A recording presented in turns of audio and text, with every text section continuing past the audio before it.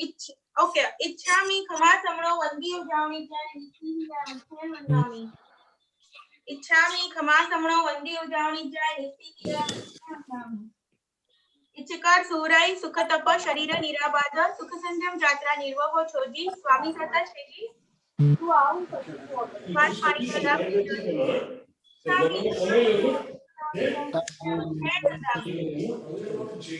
कारण संदिसव भगवान अपुठ्योमी अभिंतर रायम खामेउ खामेमी रायम जंतींची अपत्यम परपत्यम भत्ते पाणी इंद्रिय व्यावते आलावे संलावे उच्चासने समासने अंतर भाषाए उरी भाषाए जंतींची मध्य विनय परिमिणम तुहुवा वायरंवा तुभे जानः अहम न जानामि तत्समिच्छामि विक्रम धर्मला इच्छामि खमा समणो वंदी उजावणी जाय नित्य वंदामि इच्छा कारण संदिसव भगवान वायना संदिसव इच्छामि खमा समणो वंदी उजावणी जाय नित्य वंदामि इच्छा कारण संदिसव भगवान वायना लेशु इच्छामि खमा समणो वंदी उजावणी जाय नित्य वंदामि इच्छकारी भगवान पसाई करी वायना प्रसाद करावशो जी नमो हरिहंताणं नमो सिद्धाणं नमो आयरियाणं नमो वज्रायाणं नमो लोये सर्वसाहुणं एषु पंच नमोकारो सर्वपावपणासनो मंगलानं च सर्वेसिं परमं हवै मंगलम् जय जगजीव जोनि वियानो जगगुरु जगानंदो जगनाहो जगबंधो जय जगत्प्रियामो वयम् जय सुयाण पवो तीर्थयराणम् अपच्छिमो जय जय गुरुलोकानां जय महप्पा महावीर वंदे मायसं महाभागं महावीरं महामुनिम् अमरनरराय मह्यं चरमतीर्थयरं निमस्ते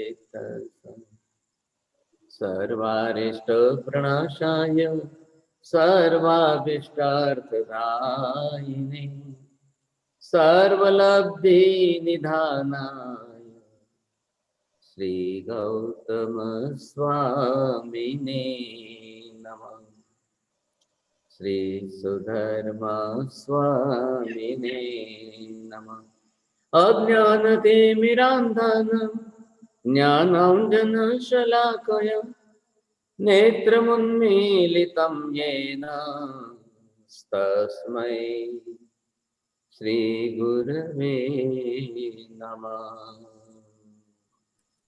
नमो चित्तस्य मत्थेन वंदामि मत्थेन वंदामि मत्थेन वंदामि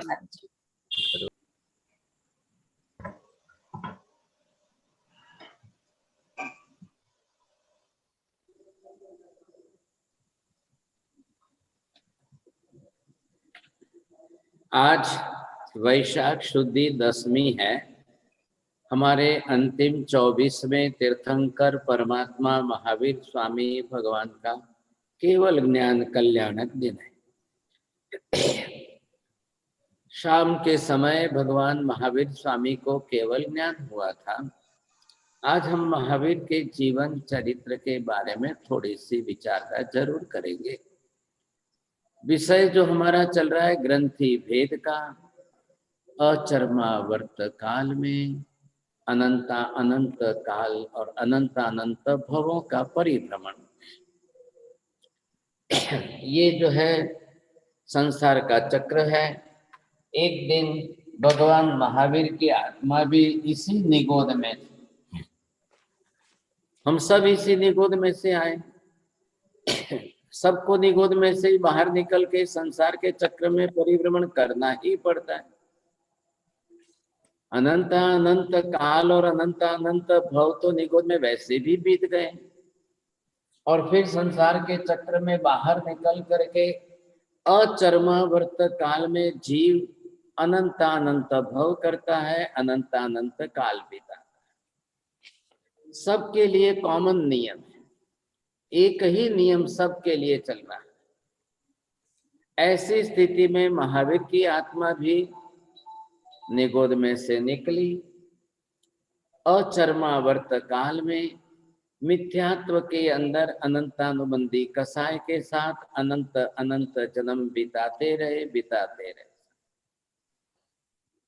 अब ये बाद में यहां से चर्मावर्त में इन्होंने प्रवेश किया। नियम कल भी आपने सुना, पहले भी आपने सुना है, जिस जीव का मोक्ष में जाने का एक उद्गल परावर्त काल शेष रहेगा तभी जीव चर्मावर्त में प्रवेश करेगा। आ गया ख्याल में आपको? यही नियम सबके लिए। मनोज भाई बोलेंगे आप? नियम की बात करें, अचर्मावर्त से निकल के जब एक उद्गल बाकी रहेगा वही जीव चर्मावर्त में आ सकता है। He can only qualify to come inside चर्मावर्त। हाँ, आपका प्राइज नहीं आएगा, आपके ने शब्द छोड़ दिया है बीच में, ये समस्या होगी। बोलो दीप्ति बहन कोठारी बोलेंगे। જીવનો જ્યારે એક ઉદ્ગલ પરાવર્ત બાકી હશે એનો ત્યારે એ ચર્માવ્રતમાં પ્રવેશ કરશે। बहुत अच्छा, चलो फर्स्ट प्राइज आया आपका। तो मनोज जी आपने देखा कि नहीं, जो टेक्निकल वर्ड्स है वो पूरे बोलिए। एक उद्गल परावर्तक, अब उतना काल जब शेष रहता है तभी जीव चर्मावर्त में प्रवेश करता है। अब चर्मावर्त में भी ये चारों गतियों में तो जाएगा ही, भव तो कर नहीं है। भव बदलते हैं किसके कारण, बोलेंगे प्रवीण भाई? भव बदलते किस कारण है? कर्म बन गया। बोलो नीति बेन। अपने अपने अपने कर्मों के जितना जैसा जैसा आपने बांधा है। बोलो विपिन भाई। कर्म बदलने कारण भव बदला है कि नहीं? भव बदलता, मैंने ये बोला है आपको। हाँ, भव बदला है। देखो, भव सिर्फ आयुष्य कर्म के पूर्ण होने से ही बदलेंगे। जैसे ही आयुष्य कर्म समाप्त हुआ, मृत्यु हो गई, आप तुरंत दूसरे भव में जाओ। बाकी के 7 कर्म तो साथ में ही चल रहे हैं। मिथ्यात्व मोहनीय कर्म सैकड़ों जन्मों तक साथ में चल रहा है। क्यों चल रहा है? 70 कोड़ा कोड़ी की बहुत लंबी स्थिति है उसकी, उसके कारण भव नहीं बदल रहे हैं, और दूसरे कर्मों के कारण भव नहीं बदल रहे हैं। लंबी लंबी लंबी लंबी बहुत लंबी दीर्घ स्थिति वाले कर्म होने के कारण वे तो जीव के साथ कई जन्मों तक चलते ही रहते। बस 8 कर्मों में सिर्फ एक ही आयुष्य कर्म जो सबसे छोटा है, और जैसे ही आयुष्य कर्म समाप्त हुआ कि मृत्यु होनी, मृत्यु हुई कि ये भव छूटा, दूसरा नया भव करना ही है आपको, अगला जन्म लेना ही है आपको। ये निश्चित है, अनिवार्य है, हमारे सबके लिए यही नियम चल, और इसी कारण सबके अनंत भव चल रहे हैं। महावीर की बात नहीं है, हमारी सबकी यही बात है। इसी चक्कर में हम चले, इसी तरह से चले, हम भी इसी तरह से चले। अब हमने, महावीर ने भी चर्मावर्त में प्रवेश किया। अब चर्मावर्त में प्रवेश करके अब महावीर जो है अपनी तरह से इन भवों में होते हुए अब यहाँ से जो है ये जो इनका काल चल रहा है, महावीर स्वामी भी चर्मावर्त में आकर के सेम प्रक्रिया, नियम तो सबके लिए वही है। इनको भी जो है चर्मावर्त में आने के बाद मार्गानुसारी जीवन में आना पड़ा। मार्गानुसारी में आए तब वो धर्म सन्मुख बने। अब भगवान भगवान मत करिए, भगवान तो लास्ट में जाके बनेंगे तब की बात है। आत्मा तो परमानेंट है ना, आत्मा सबकी शाश्वत है। हमारी भी यही दशा थी, हम भी इसी चक्कर में घूमते थे। अब जब यहाँ से चले हैं, अब इन्होंने भी इतने भोग यहाँ से पूरे किए हैं। अब यहाँ से महावीर को भी करते करते आखिर जो है मार्गानुसारी बने, वो भी धर्मानुसारी बने, और आते आते उन्होंने भी एक दिन जो है यथा प्रवृत्ति करण शुरू किया। अब यथा प्रवृत्ति करण करने के प्रक्रिया जब शुरू की साहब, तो उनको भी यही करना है। शाश्वत मार्ग है, परमानेंट है, कल हमको भी यही करना पड़ेगा। आज करो, कल करो, इस जन्म में करो, अगले जन्म में करो, जब करो, प्रक्रिया यही है, नियम यही है, और परमानेंट रूप से सबके लिए एक तरीका। जब महावीर यहाँ आए, अब उन्होंने अपनी तरह से वो नैसार के जन्म में आए। हालांकि है महाविद्य क्षेत्र में पैदा हुए हैं, लेकिन महाविद्य क्षेत्र मिलने के बावजूद भी एक लकड़हारे बने हैं। जंगल जाना है, लकड़ियां काटना है, सिर पर बांध करके लाना है, गांव में बेचना है, बेच करके 2 पैसे कमाकर अपना जीवन गुजारा करना है। सज्जनता बहुत अच्छी थी, समझदार बहुत अच्छे थे, गुण काफी अच्छे थे। नगर वासियों ने, गांव वालों ने, सबने मिलकर के उनको सरपंच बना दिया, गांव का मुखिया जिसको बोलते हैं। अब वो गांव के लोगों तक अपना सीमित न्याय करते हैं, सब कुछ सबका काम कर देते हैं, सहयोग करते हैं, लेकिन खुद का जीवन चलाना है तो आजीविका तो उनके लिए अनिवार्य। अब एक दिन जंगल में गए हैं और उस समय लकड़ियां वगैरह काट करके दोपहर के 12-1 बजे के समय में आम के पेड़ के नीचे बैठे हैं और अपने एक रुमाल के अंदर 2 सोगरा रोटा जो है लेकर के आए हैं, रोटा चटनी और मिर्ची, वो खाने के लिए तैयार हुए। इतनी देर में उनके कुछ भाव बन गए। मैं हमेशा खाता ही आया हूं, आज कोई अतिथि मिल जाए तो किसी को खिला के खाऊं। इतना सा एक ही सेंटेंस, एक ही विचार है। उन्होंने अपना दोनों रोटे बंद कर दिए, इंतजार करने लगे। अब कोई अतिथि कौन मिलेगा?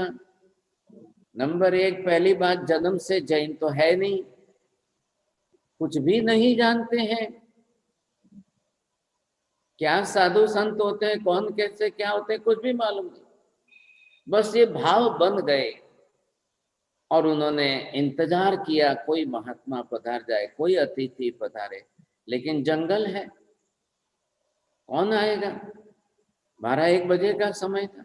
लेकिन योग संयोग देखिए आप, एक तरफ सुबह सुबह कोई साधु 4-5 ग्रुप के अंदर विहार किया था किसी ने, और साधु सब ग्रुप में आगे चले गए। एक बुजुर्ग साधु, बहुत ज्यादा बुजुर्ग थे, वो चल नहीं पा रहे थे तो धीरे धीरे पीछे चल रहे थे और रास्ता भूल गए। पगडंडियों का छोटा छोटा रास्ता होता था, तो वो जंगल में आ गए। नैसार ने दूर से उनको देखा, बड़ी खुशी हो गई। क्या कमाल है, आज ही मेरे भाव हुए और जंगल में ऐसी जगह पर कोई अतिथि महात्मा मिल गए। वो जैसे इतना आनंदित हो गया, उसका आनंद फूल समा नहीं रहता। वो दौड़कर सामने गया, महात्मा जी को लेकर के आया, आम के पेड़ के नीचे बैठाया, उनको देखा। उनकी गर्मी इतनी थी, असह्य गर्मी थी, पैरों में फफोले पड़ गए थे। और महात्मा जी को पहले विनती की, महात्मा जी आप पहले विश्रांति करिए। 2 मिनट के लिए उनको सुला दिया। महात्मा जी बोल रहे हैं, भैया मैं रास्ता भूल गया, मुझे जरा मार्ग दिखा दो। नैसार ने कहा, भगवान सब कुछ हो जाएगा, पहले आप विश्रांति कर लो। जैसे ही महात्मा ने विश्रांति की तो ये अपनी तरह से पैर दबाने बैठ गए। देखिए, मार्गानुसारी जीवन से जो गुण विकसित हो चुके हैं, वो गुण उनके अंदर काम कर रहे हैं। नम्रता आ गई, विनय आ गया, सेवा करने का भाव आ गया, पूज्य भाव, रिस्पेक्ट। कोई सिखा नहीं रहा है, कोई नहीं कह रहा है, लेकिन नेचुरली जब जीव वैसे ही मार्गानुसारी होकर के उसके अंदर सब आ रहे हैं गुण, उसने महात्मा की सेवा की। अब 10-20 मिनट ऐसे ही महात्मा तो सो करके उठ गए। बोला भैया अब तो मुझे जाना पड़ेगा, मैं सुबह से ही बिछड़ गया हूँ, दूसरे साधु संत तो पहुंच गए हैं, भाई चलो आप गाँव का दिखा दो रास्ता। अब उसने नैसार ने विनंती की, अपना रुमाल खोला, 2 रोटे लेकर के आए थे, बाजरे के रोटे थे। उसने विनंती की, भगवान थोड़ा सा ग्रहण कर लो, मुझे आज जो है बस मुझे आप लाभ दे दो, आज थोड़ा सा ग्रहण कर लो। अब इतनी गर्मी के अंदर परेशान होकर महात्मा को न तो खाना है न भूख लगी है, लेकिन अब पहुंचना है, दूसरे साधु सब चिंता करते होंगे, ये बिछड़ गए, भूल गए रास्ता। भगवान मैं आपको जो जल्दी रास्ता दिखाऊंगा, जल्दी ले चलूंगा, मैं साथ में आऊंगा, लेकिन आप मुझे आज थोड़ा सा तो लाभ। सोचिए अब उसकी भावना और उसके मनोरथ और उसकी प्रबल इच्छा देखकर, इच्छा न होते हुए भी गुरु महाराज ने इतना सा टुकड़ा लिया, चलो खा लिया, चलो भाई अब आप रास्ता दिखाओ। अब नैसार के खाने का समय भी नहीं बचा, महाराज जी जल्दी कर रहे थे, चल गए, साथ में चले, और दूर चलते चलते सामने गांव दिखाई दिया। महात्मा जी ने पूछा, क्यों भैया यही गांव है, यही सीधा रास्ता है? अच्छा अच्छा चलो ठीक है, बहुत धन्यवाद, आपने मुझे रास्ता दिखाया, अब मैं चला जाऊंगा, आप करो आपका काम। तो महाराज जी ने कहा, नैसा ने कहा, भगवान ये मैंने आपको जंगल का रास्ता दिखाया है, आप भी तो मुझे कोई रास्ता बताओ। आप रास्ता भूल गए थे, मैंने जंगल के रास्ते से चढ़ा दिया, रास्ता सामने ही गांव दिख रहा है। नैसार के बड़े गंभीर शब्द थे, अर्थवाची शब्द थे।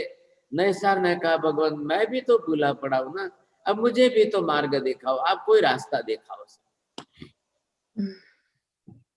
उसके भाव समझकर गुरु महाराज ने उसी समय स्तब्ध होकर उसकी फेस रीडिंग की, चेहरा पढ़ लिया, भाव समझ लिए और उसको बताया, नैसार बस आज से तुम नमो अरिहंताणम बोलना, राग द्वेष रहित अरिहंत परमात्मा को नमस्कार है, नमो सिद्धाणम, सर्व कर्म शरीर संसार से मुक्त होकर जो मोक्ष में गए उनको नमस्कार करना, नमो आर्याणम आचार्य भगवंतों को नमस्कार करना, नमो वज्जायणम उपाध्याय जी भगवंतों को नमस्कार करना, नमो लोए सर्व सावणम अरे इस लोक में रहे हुए सब साधु संतों को नमस्कार करना।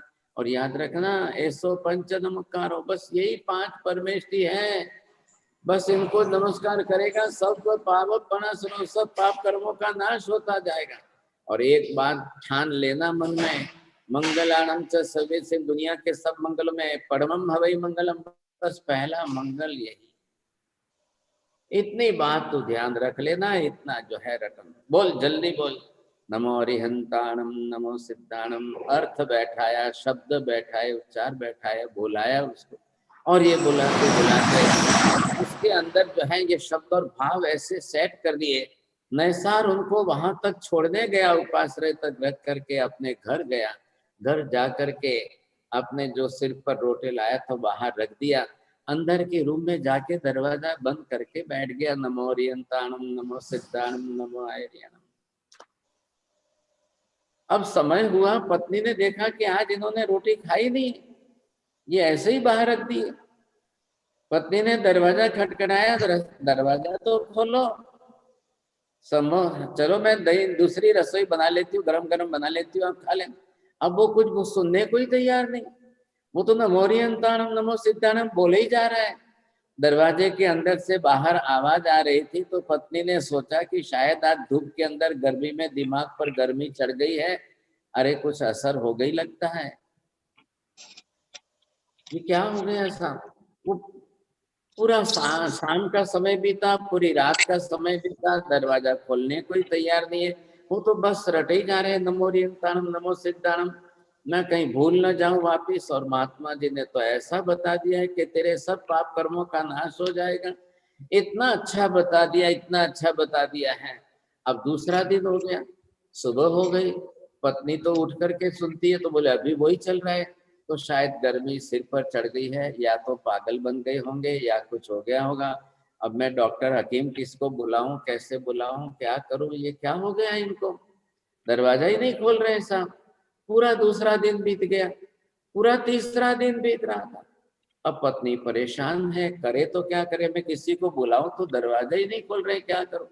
ऐसी स्थिति के अंदर आपको भी सुनकर हैरान होगा कि ये चलते चलते उनका यथा प्रवृत्तिकरण हुआ, अपूर्वकरण हुआ, ग्रंथि भेद हो गई, सम्यक दर्शन प्राप्त कर लिया, बीज बोया गया वहां पर।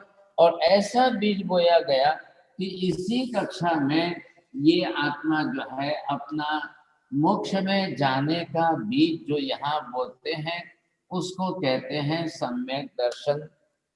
अब देखो, अनजान आदमी जैन नहीं है। अब आप ये सोचिए कि इस प्रक्रिया में यथा प्रवृत्तिकरण कैसे किया, अपूर्वकरण कैसे किया, ग्रंथि भेद कैसे किया, सम्यक दर्शन कैसे प्राप्त किया, मोक्ष का रिजर्वेशन फाइनल हो गया।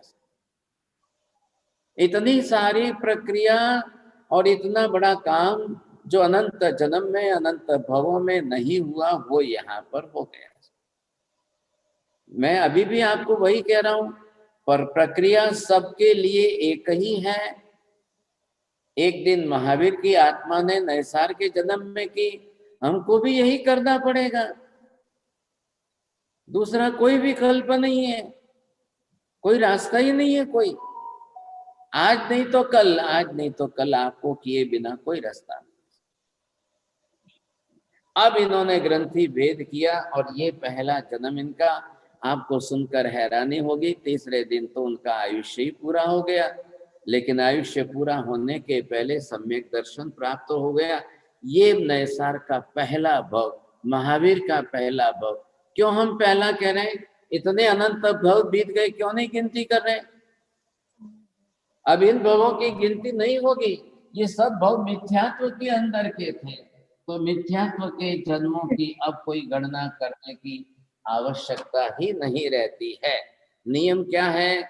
जब जीव सम्यक दर्शन प्राप्त करता है उसी जन्म से उसके भवों की गणना शुरू होती है। बोलेंगे शैला बहन?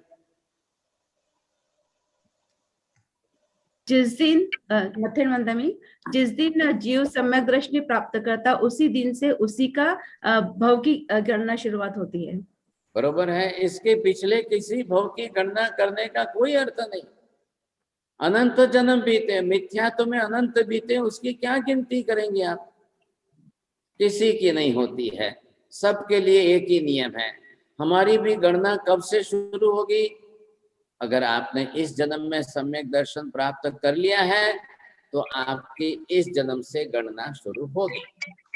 शुक्ल वर्ष से भविष्य का चरित्र जब लिखा जाएगा आपके बारे में, विजय भाई मेहता ત્યારે કહેવાશે કે વિજયભાઈએ આ ભવમાં સમ્યક દર્શન પ્રાપ્ત કર્યું એટલે આ પહેલો ભવ એમનો છે।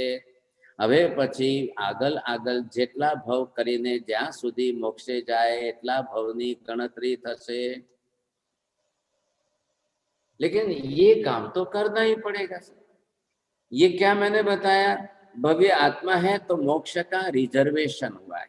रिजर्वेशन का मतलब जब जीव ने सम्यक दर्शन प्राप्त कर लिया है तो अनिवार्य रूप से अर्ध पुद्गल परावर्त काल में उसे मोक्ष में जाना ही जाना है। बोलेंगे आप अनिता जी?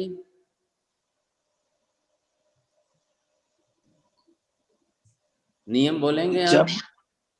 जब जीव ने सम्यक दर्शन प्राप्त कर लिया है तो अर्ध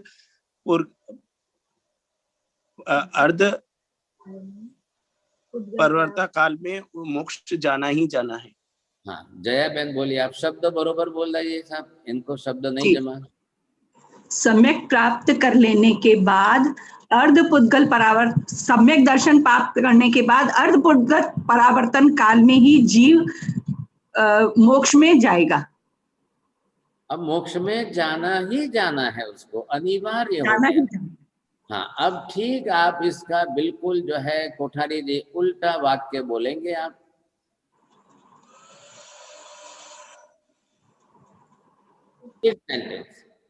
ઓપોઝિટ સેન્ટેન્સ। મોક્ષમાં જવા માટે કમ્પલસરી સમ્યક દર્શન હોવું જરૂરી છે। કમ્પલસરી છે અને એ મોક્ષમાં જવા માટેનું રિઝર્વેશન सम्यक दर्शन प्राप्त नहीं करे हाँ विजय भाई जो फालतू है तो बोलो, अपोजिट सेंटेंस करना है।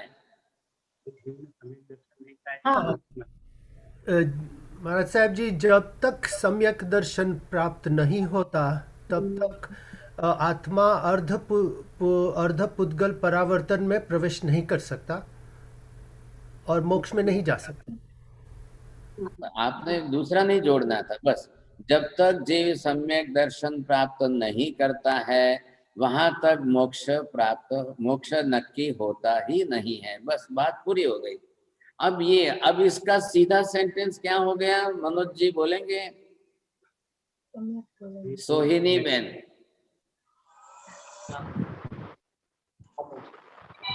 जब तक नहीं, पूरा आपकी तरह से नहीं बोल सकूंगी, ख्याल आ गया है। हाँ, कोशिश तो करिए, अच्छी तरह से कोशिश करिए। तो जब तक सम्यक दर्शन नहीं मिलता है तब तक पुद्गल परावर्तन काल में नहीं जा सकते, तब तक उसका मोक्ष रिजर्व नहीं होता है। बस बात इतनी सी है, हो गई बात की। अब महावीर को भी यहाँ से आगे चल, ये है इधर का, इधर देखिए आप, अब ये इनका अर्ध पुद्गल परावर्त काल है। इसको यहाँ पर जो नाम दिया है, अब ये आपको सोचना है अर्ध मतलब क्या था, पूरा जो था पुद्गल परावर्त उसका आधा हो गया, अब इतना ही बचा है। आधा तो चर्मावर्त का बीत गया, अब इधर ग्रंथि भेद हो गया, सम्यक दर्शन प्राप्त कर लिया। अब अर्ध पुद्गल ये शब्द आप सिर्फ साथ में जोड़िए, ये अर्ध पुद्गल परावर्त काल जो है, अब इतना ही संसार बचा है, सबके लिए नियम है। कल हमारा भी यहाँ पर सम्यक दर्शन हो जाए तो हमारे लिए भी बस सिर्फ इतना ही राउंड बचा है, आधा राउंड बचा है। हाँ, ये जरूर है कि आधे राउंड में जन्म कितने होंगे, भव कितने होंगे, ये पता नहीं है। आ रहा है ख्याल में आपको? अब यहाँ से ये नैसार का पहला जन्म हुआ, अब यह दूसरा जन्म देवलोक में देवता बने। मैंने अभी आपको बताया कि नैसार ने नवकार मंत्र का रटन किया है, नवकार मंत्र का स्मरण चला है भाव पूर्वक बहुत अच्छी तरह से। लेकिन कितने दिन चला? 3 दिन 4 दिन, थोड़े दिन ही चला है उसका। अब हम यहाँ पर रोज कर रहे हैं साहब, नवकार मंत्र का स्मरण हमको रोज करना है। और आपको तो 1 साल तक इतने अलग अलग प्रयोग सिखा दिए हैं, उस तरीके से करें। तो जब नैसार जंगल में साधु महाराज से नवकार सीख करके सम्यक दर्शन प्राप्त कर सकता है, ग्रंथि भेद कर सकता है, तो हम क्यों नहीं कर सकते? हम भी कर सकते हैं, हमारा भी अच्छी तरह से हो सकता है। बस सिर्फ आवश्यकता क्या है? साधना करने की आवश्यकता है। हम अच्छी तरह से साधना कर ले, हमारा भी काम हो जाएगा। अब ये तीसरे जन्म में आकर के तो ये मरीचि के रूप में आदिनाथ भगवान के पौत्र और आदिनाथ भगवान के बेटे भरत चक्रवर्ती के बेटे बन गए। ये किसका प्रभाव है? पहले जन्म के नवकार का प्रभाव चला। अब वहां से चलते चलते चौथा, पांचवा, छठा, सातवां, आठवां, 9वां, 10वां, 11वां, 12वां, 13वां, 14वां, 15वां, 16वां, 17वां, 18वां, 19, 20, 21, 22, 23, 24, 25वें भव में अब जब वो पहुंचे हैं तब यहाँ पर नंदन राजर्षि बने।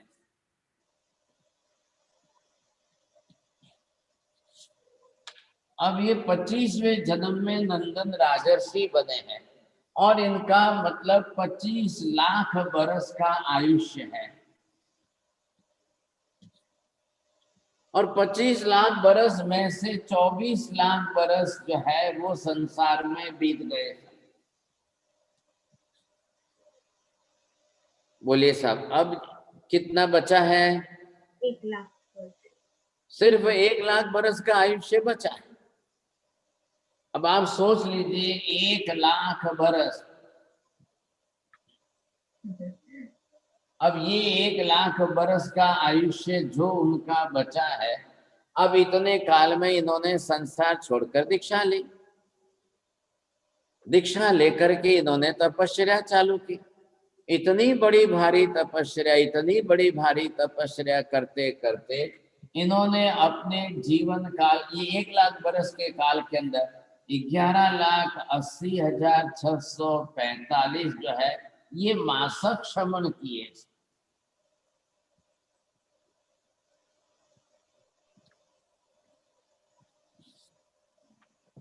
अब आप जरा अच्छी तरह से गिनती करिए, अब आपको समझ में आएगा विजय भाई। 1 लाख वर्ष में 11,80,645 मास खमण।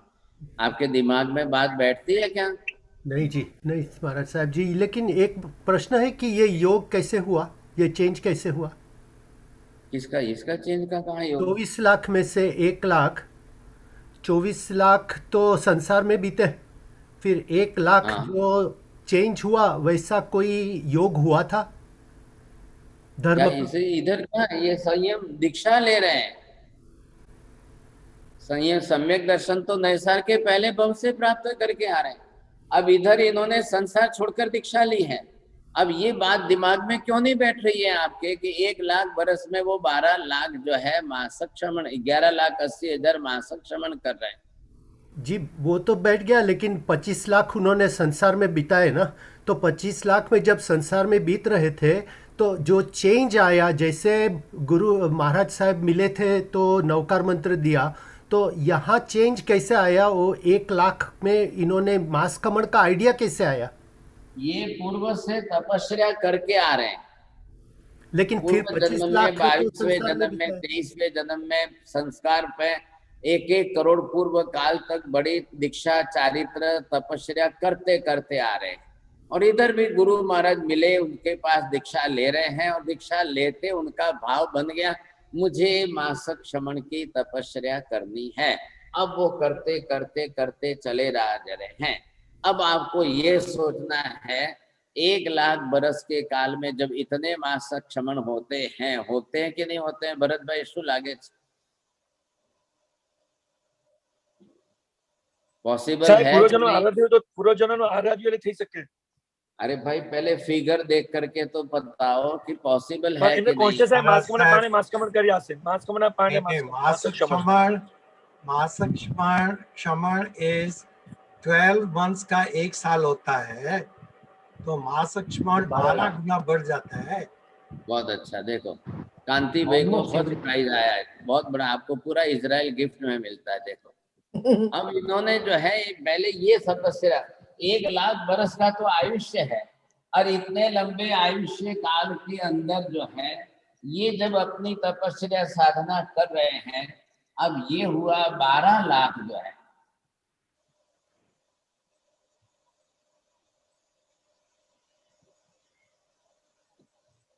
बारह लाख महीने हो गए। 1 बरस के 12 महीने और 1 लाख बरस के 12 लाख महीने हो गए, और 12 लाख महीनों में इन्होंने 11,80,645 मासक श्रमण किया है। अब जरा माइनस करके देखिए कितने दिन बचते हैं। साहब जी मास कमन के पारणे मास कमन किए थे 349 दिन। जाव जी मास कमन आराधना 349 10,345 355 10,355 19,355 सही करिए।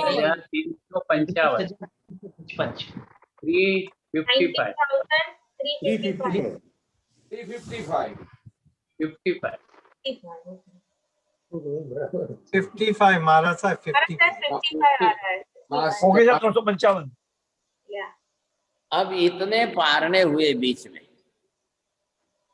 इतने मासक श्रमणों के बीच में इतने पारने हुए, बस आपको इतना ही ध्यान रखना है। गयो कि नहीं?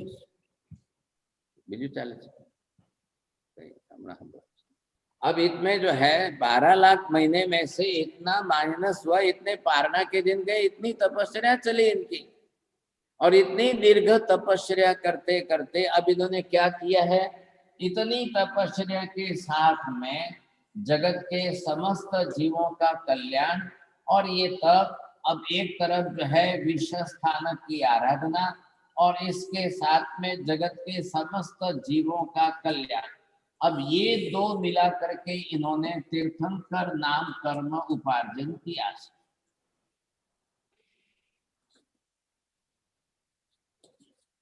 मतलब क्या हुआ? तीर्थंकर भगवान बनने का निश्चित हुआ। आ रहा है ख्याल में आपको? अब तीर्थंकर भगवान बनने का इनका निश्चित हुआ, रिजर्वेशन। ये 25वें जन्म की बात चल रही है। अब कंपलसरी ये सब के लिए हो गया है।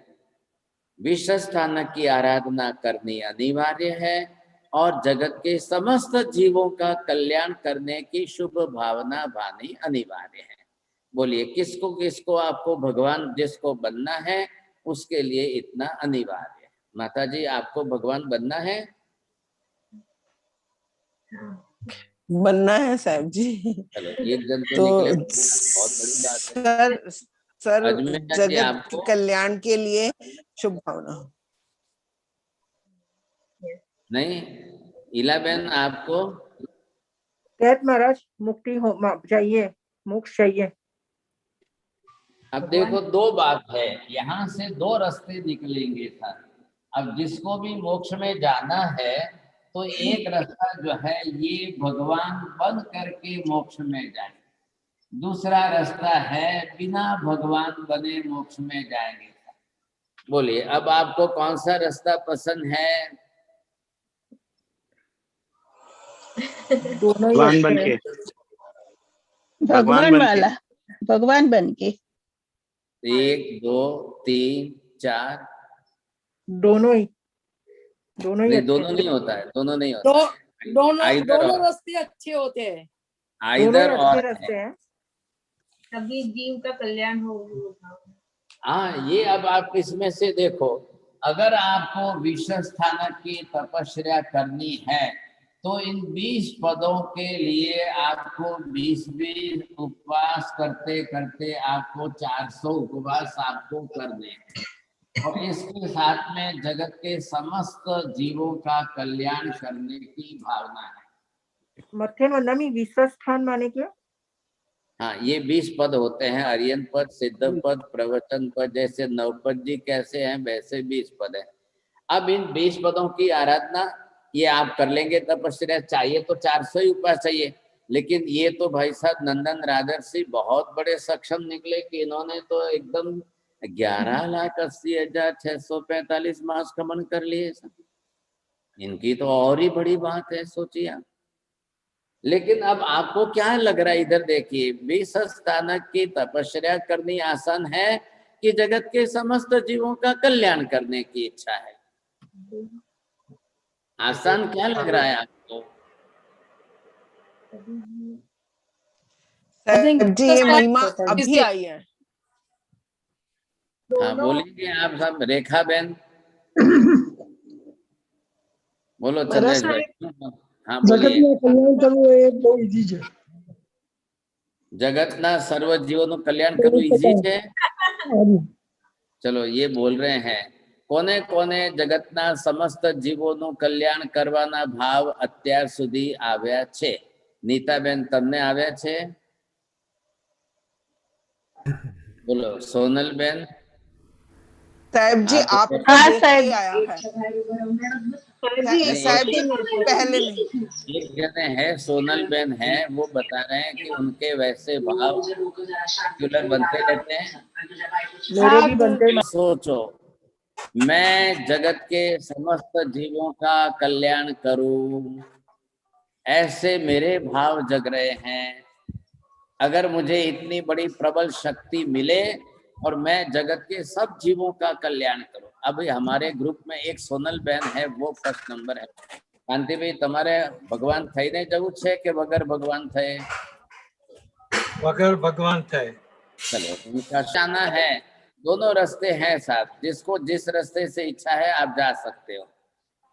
बोलो। महाराज जी मन में मंगल कामना तो आती है कि सब जीवों का कल्याण हो, ये भावना तो आती है। आपको कीन इंटरेस्टेड बन करके भावना भानी पड़ेगी। फिर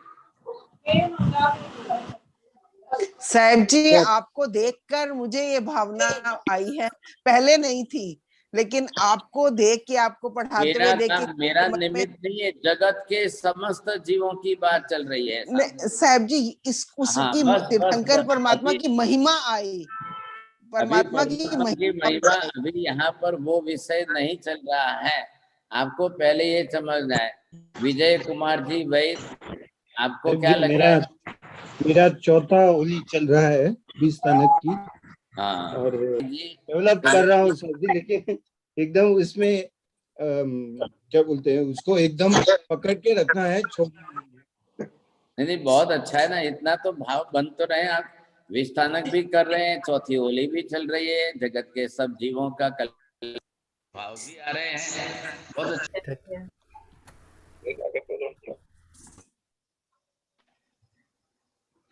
महाराज साहब से पूछिए,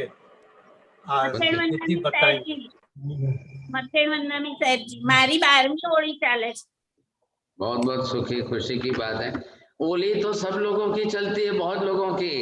कोई ये नहीं बता रहा है कि मैं रोज जगत के समस्त जीवों का कल्याण करने की भावना भाती हूँ। એવું થાય છે કે બધા જીવોનું કલ્યાણ કરી શકીએ તો સારું આપણું એમ। રોજ કરશે સાહેબજી, રોજ કરશે। સારું સારું બોલવાથી તો બધું જુદી વાત છે, પણ ભાવ એવા જાગે છે મને, એ ભાષા વાપરો। હું રોજ જે છે જગતના સર્વ જીવોનું કલ્યાણ કરવાનો ભાવ ભાવું છું, એવો વિચાર કોઈ બોલતું નથી। चलो जी साहब, मने आवे छे। आपको ये समझना है, हम महावीर की आत्मा को भी यही रास्ता था ना, को यही रास्ता है, किसी के लिए कोई अलग रास्ता नहीं है। अगर आपको भगवान बनना है तो, नहीं बनना है तो ठीक है, नहीं बनना है तो दूसरा रास्ता है ही है, बिना भगवान बन करके जाइए। अब जरा आप ध्यान से सुन लेना बात। जितने अनंत जीव बिना भगवान बन के मोक्ष में गए हैं, उनके अनंतवें भाग के ही भगवान बन करके मोक्ष में गए हैं। अरे बात समझ में आ रही है आपको? अब ये आपको बरोबर जो है वापस रिपीट करना है, समझ में आई हो तो बोलेंगे। नीति बहन सर पाछो बोलो ना एक बार, आवाज दो तो जरा। जितने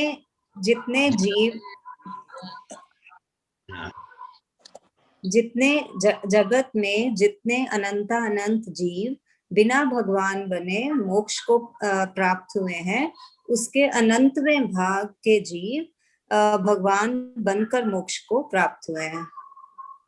वेरी गुड। देखो बहुत, ये फर्स्ट क्लास फर्स्ट प्राइज आया आपको, पूरा पाकिस्तान गिफ्ट में। अब आप देखिए कि ये है नियम, जितने अनंत जीव बिना भगवान बन के मोक्ष में गए हैं, अब उसमें आपका नंबर है कि सिर्फ भगवान बन करके जो जाए वो, तो भगवान बन करके मोक्ष में जाना इट इज वेरी डिफिकल्ट, बहुत डिफिकल्ट, इतना आसान नहीं है। आप जो सोच रहे हो कि मेरी विस्थानक चल रही है, मैं भी चला जाऊं भगवान बन जाऊंगा, एक साइड हो गया ना। लेकिन सामने अगर तीर्थंकर नाम कर्म उपार्जन करना है तो जगत के समस्त जीवों का कल्याण करने के भाव कूटने ही पड़ेंगे। होवे ऐसे बंद बनाओ, मैं करूं, मुझे इतनी शक्ति मिले, मुझे इतनी शक्ति मिले कि मैं जगत के सब जीवों का कल्याण करूं, ये भाव बने। अब यहाँ से महावीर गए 26वें भव में, वो स्वर्ग में देवता बन गए, और वहां से उतर करके अब महावीर स्वामी भगवान को जो है इसी नगरी में यहाँ पर आना है। अब भगवान यहाँ पर आकर के उनका जीवन जो है ये है भगवान का च्यवन कल्याणक, की जो भगवान जो है देवलोक से उतर करके आए, देवानंदा माता की कुक्षी में आए। अब ये भगवान का जन्म होता है चैत्र शुद्धि तेरस, तैयार है। अब भगवान अपनी तरफ से जो है 28 वर्ष की उम्र में यहाँ पर आते हैं, तब भगवान के माता पिता का स्वर्गवास होता है, और तब भगवान ने दीक्षा लेने की बात की। नंदीवर्धन ने ना कह दी, तब जाकर 29वें वर्ष में यहाँ से वर्षी दान देना प्राप्त शुरू किया और 30वें वर्ष की उम्र में महावीर स्वामी ने दीक्षा ली। अब ये दीक्षा लेकर के ये इनके जीवन के 12.5 वर्ष तक जो है, ये इनके 12.5 वर्ष तक इनका जो है ये साधना काल चला।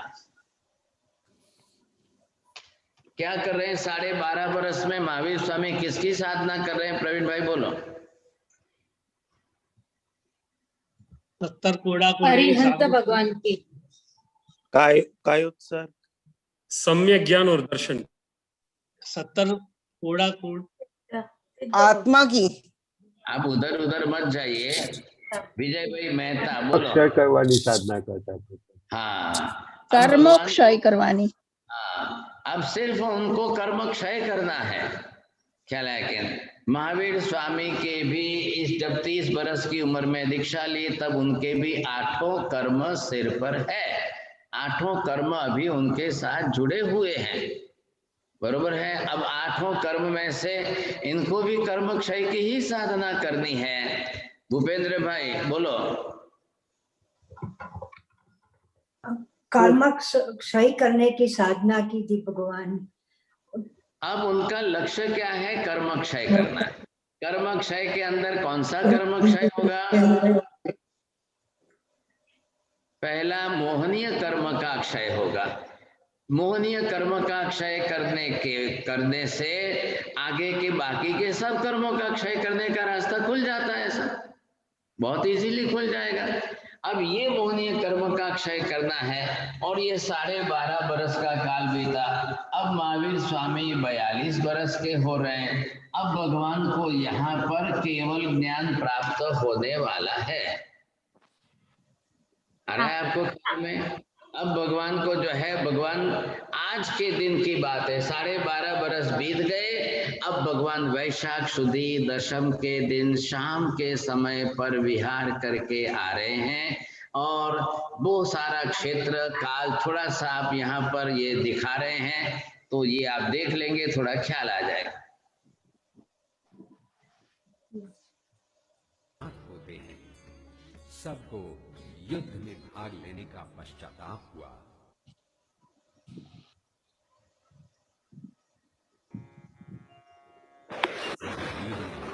अत्यंत कठोर अवस्था में 12.5 साल तप किया। वो रोज नई चुनौतियों का सामना किया। निर्भयता और सहनशीलता का ऐसा अनुभव हुआ कभी किसी ने तीर्थंकर महावीर ने क्रोध और घृणा के विरोध में प्रेम और स्नेह का उपयोग किया। जो लोग उन्हें कष्ट पहुंचाते थे या जो उनका बुरा चाहते थे, उनके लिए भी महावीर के मन में हमेशा मित्रता और करुणा होती थी। उनका ध्यान किसी भी परिस्थिति में कभी फिर चाहे वो किसी या किसी भूमि में ध्यान कर रहे हो, चाहे चुभती हुई सर्दी में या जलने वाली धूप में ध्यान कर रहे हो। ध्यान की खड़ी हुई मुद्रा में इतने शांत और गतिहीन होते थे कि बैल उन्हें मर कर उनके शरीर पर अपना पार्श्व रगड़ते थे। देव, दानव, मानव और जानवरों ने उनके ध्यान में विघ्न डालने के कई असफल प्रयास किए, लेकिन महावीर ने प्रसन्नता और समचित्तता से इन चुनौतियों को सहन किया। न उन्हें मित्रों से अनुराग था, न शत्रुओं से द्वेष। नैतिक ध्यान की अति उच्चतम अवस्था तक पहुंचने के बाद महावीर ने शुद्ध ध्यान की अवस्था में प्रवेश किया। अपने सन्यासी जीवन के 4515 दिनों के अभ्यास में उन्होंने केवल 339 दिन ही अन्न ग्रहण किया, और वो भी जो में मिला केवल। देखिए महावीर स्वामी अपनी साधना के अंदर क्या कर रहे हैं। एक तरफ तो इनकी बहुत लंबी तपस्या चल रही है। अभी मैंने बताया आपको, महावीर स्वामी ने 25वें नंदन राजर्षि के भोग में इतनी तपस्या की। इसके पहले उन्होंने जो है 23वें जन्म में प्रिय मित्र चक्रवर्ती के भव में दीक्षा लेकर तपस्या की। इसके पहले 22वें भव में उन्होंने विमल राजकुमार बनकर के बहुत लंबी तपस्या की। इसके पहले 16वें भव के अंदर वहां विश्वभूति राजकुमार के भव में मास्कमन के ऊपर मास्कमन से बहुत बड़ी तपस्या की। अब आप ये सोचिए 27 जन्मों के अंदर कई जन्म तक वे बड़ी लंबी लंबी लंबी बहुत बड़ी तपस्या करते रहे। इतनी तपस्या जब उनकी चली है, आज अब इस सबसे ज्यादा 12.5 बरस का काल, क्योंकि ये तो मनुष्य का भव है तो बहुत छोटा आयुष्य है। नंदन राजर्षि का 25 लाख बरस का आयुष्य था उस काल के अंदर। प्रिय मित्र चक्रवर्ती का आयुष्य 23वें भव में बहुत लंबा था, लेकिन आज इनका आयुष्य 72 बरस का ही है। और इसमें 12.5 बरसों में इतनी तपस्या, आप 12.5 बरसों का टोटल हिसाब निकालो, 4500 ऊपर आ रहे, और उसमें सिर्फ 349 दिन पारने के गए, बाकी के सब उपवास ही उपवास। और महावीर स्वामी के उपवास मिनिमम 2 उपवास और मैक्सिमम 180 उपवास। अब इतनी तपस्या जो करते गए, सब उपवास 24 कर रहे। 24 का मतलब पानी भी नहीं पीना है। इतनी दीर्घ तपस्या उनकी जो चल रही थी, इसमें ये अपने चारों घाती कर्मों का क्षय कर रहे हैं। अब पहला मोहनीय कर्म का क्षय, और अब देखिए क्या क्या तपस्या साधना क्या चल रही है। जितने भी उपसर्ग हो रहे हैं वो सहन कर रहे हैं, एक भी उपसर्ग का प्रतिकार नहीं। आपने देख लिया कि कोई देवता कर रहे हैं, संगम कर रहे हैं, 6-6 महीने तक कर रहे हैं, एक रात में 20 उपसर्ग हो गए, और कब किसने कैसे कैसे भारी उपसर्ग हुए, लेकिन उन्होंने अपना मौन बना लिया है, विहार भी कर रहे हैं, 24 उपवास भी कर रहे हैं, कौशक भी कर रहे हैं, और सबसे ज्यादा मेडिटेशन आत्म ध्यान। वो दूसरों का किसी का ध्यान नहीं करते हैं, आत्म स्वरूप का ध्यान उनका जो चल रहा है। जिस तरह से अब इतनी निद्रा हो रही है, और उसमें आज का वैशाख शुद्धि दशम का शाम का समय आया है। सर जी, एक प्रश्न ये है कि साधना जैसे आत्मा से मेडिटेशन आप बात कर रहे हैं, लेकिन पुद्गल तो नाशक है, मतलब जैसे कि किसी ने उसको डिस्ट्रॉय किया फायर से, या तो वो कैसे इतना रह पाया? अभी ये पुद्गल को नाश करना और ये प्रश्न अभी अनुसंधान नहीं बैठ रहा है, आपका संबंध नहीं बैठ रहा। चलिए, बॉडी तो डिस्ट्रॉयबल है। थोड़ा शांति से सुन देख लीजिए। सन्यासी जीवन के 13वें साल में महावीर रजबालिका नदी के किनारे पहुंचे।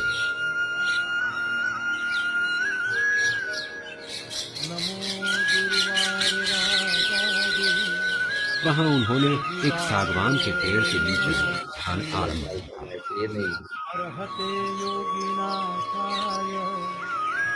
जब चंद्रमा तारामंडल के उत्तर फाल्गुनी से समुचय बोध था, तब तीर्थंकर महावीर को अपने आध्यात्मिक अभ्यास का अति उच्चतम स्थान प्राप्त हुआ। दुख, क्रोध और मानसिक पीड़ा से ग्रस्त इस जग में प्रेम, शांति और मित्रता की ठंडी लहर बहने लगी।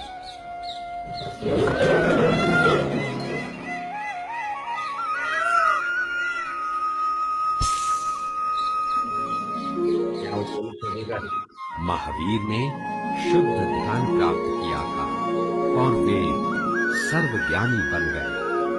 आत्मा को गंदा करने वाले 4 कर्मों को उन्होंने नष्ट किया।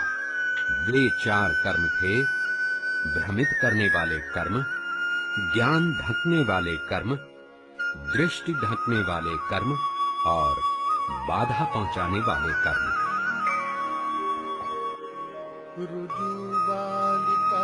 तीर्थंकर योग्य विजेता अरिहंत बन चुके थे। वे 8 मांगलिक वस्तु प्रतिहई से पूजनीय योग्य बने। वे जिन बने, उन्हें भूत, वर्तमान और भविष्य का ज्ञान प्राप्त हुआ।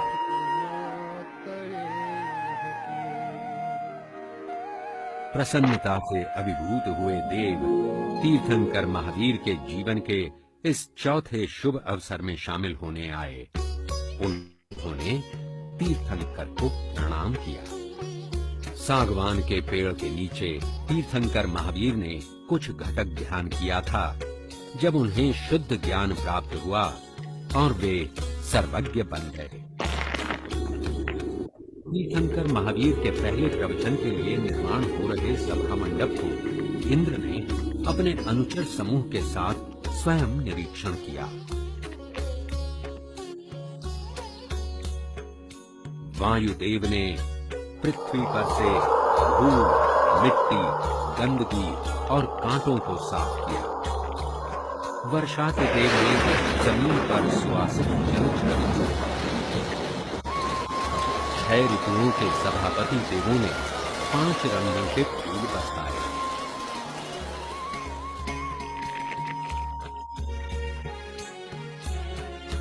भुवनपति देवों ने एक चांदी का किला दुर्ग बनाया जिसमें 10,000 सीढ़ियां थीं।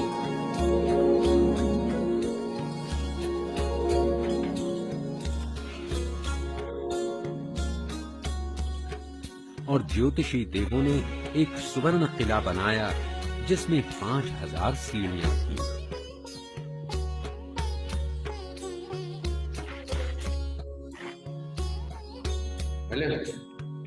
पूरे सभा मंडप में 3 किले थे। हर किले के 4 प्रवेश द्वार थे और हर प्रवेश द्वार में देवी देवताएं द्वारपाल बन के खड़े थे। पहले किले में वाहनों के लिए वाहन तल बनाया गया। दूसरे में पंछियों और जानवरों के लिए सभा मंडप बनाया गया। तीसरे में मानवों और देवी देवताओं के लिए सभा मंडप बनाया गया। इनके ठीक बीच में एक अशोक का पेड़ रखा गया जिसे फूल मालाएं और ध्वजों से सजाया गया। इस पेड़ के ऊपर एक छतरी लगाई गई। पेड़ के नीचे चारों दिशाओं की तरफ मुख किए हुए 4 सिंहासन रखे गए। देवताओं ने अशोक के पेड़ पर पुनः एक सागवान पेड़ को उत्पन्न किया, एक ऐसा ईश्वरीय पेड़ जिसके नीचे तीर्थंकर को शुद्ध ज्ञान प्राप्त हुआ था। इस पवित्र सभा मंडप में प्रवेश करने पर तीर्थंकर महावीर ने अशोक के पेड़ के 3 बार चक्कर लगाए और पूर्व दिशा की ओर स्थित सिंहासन पर विराजमान हुए।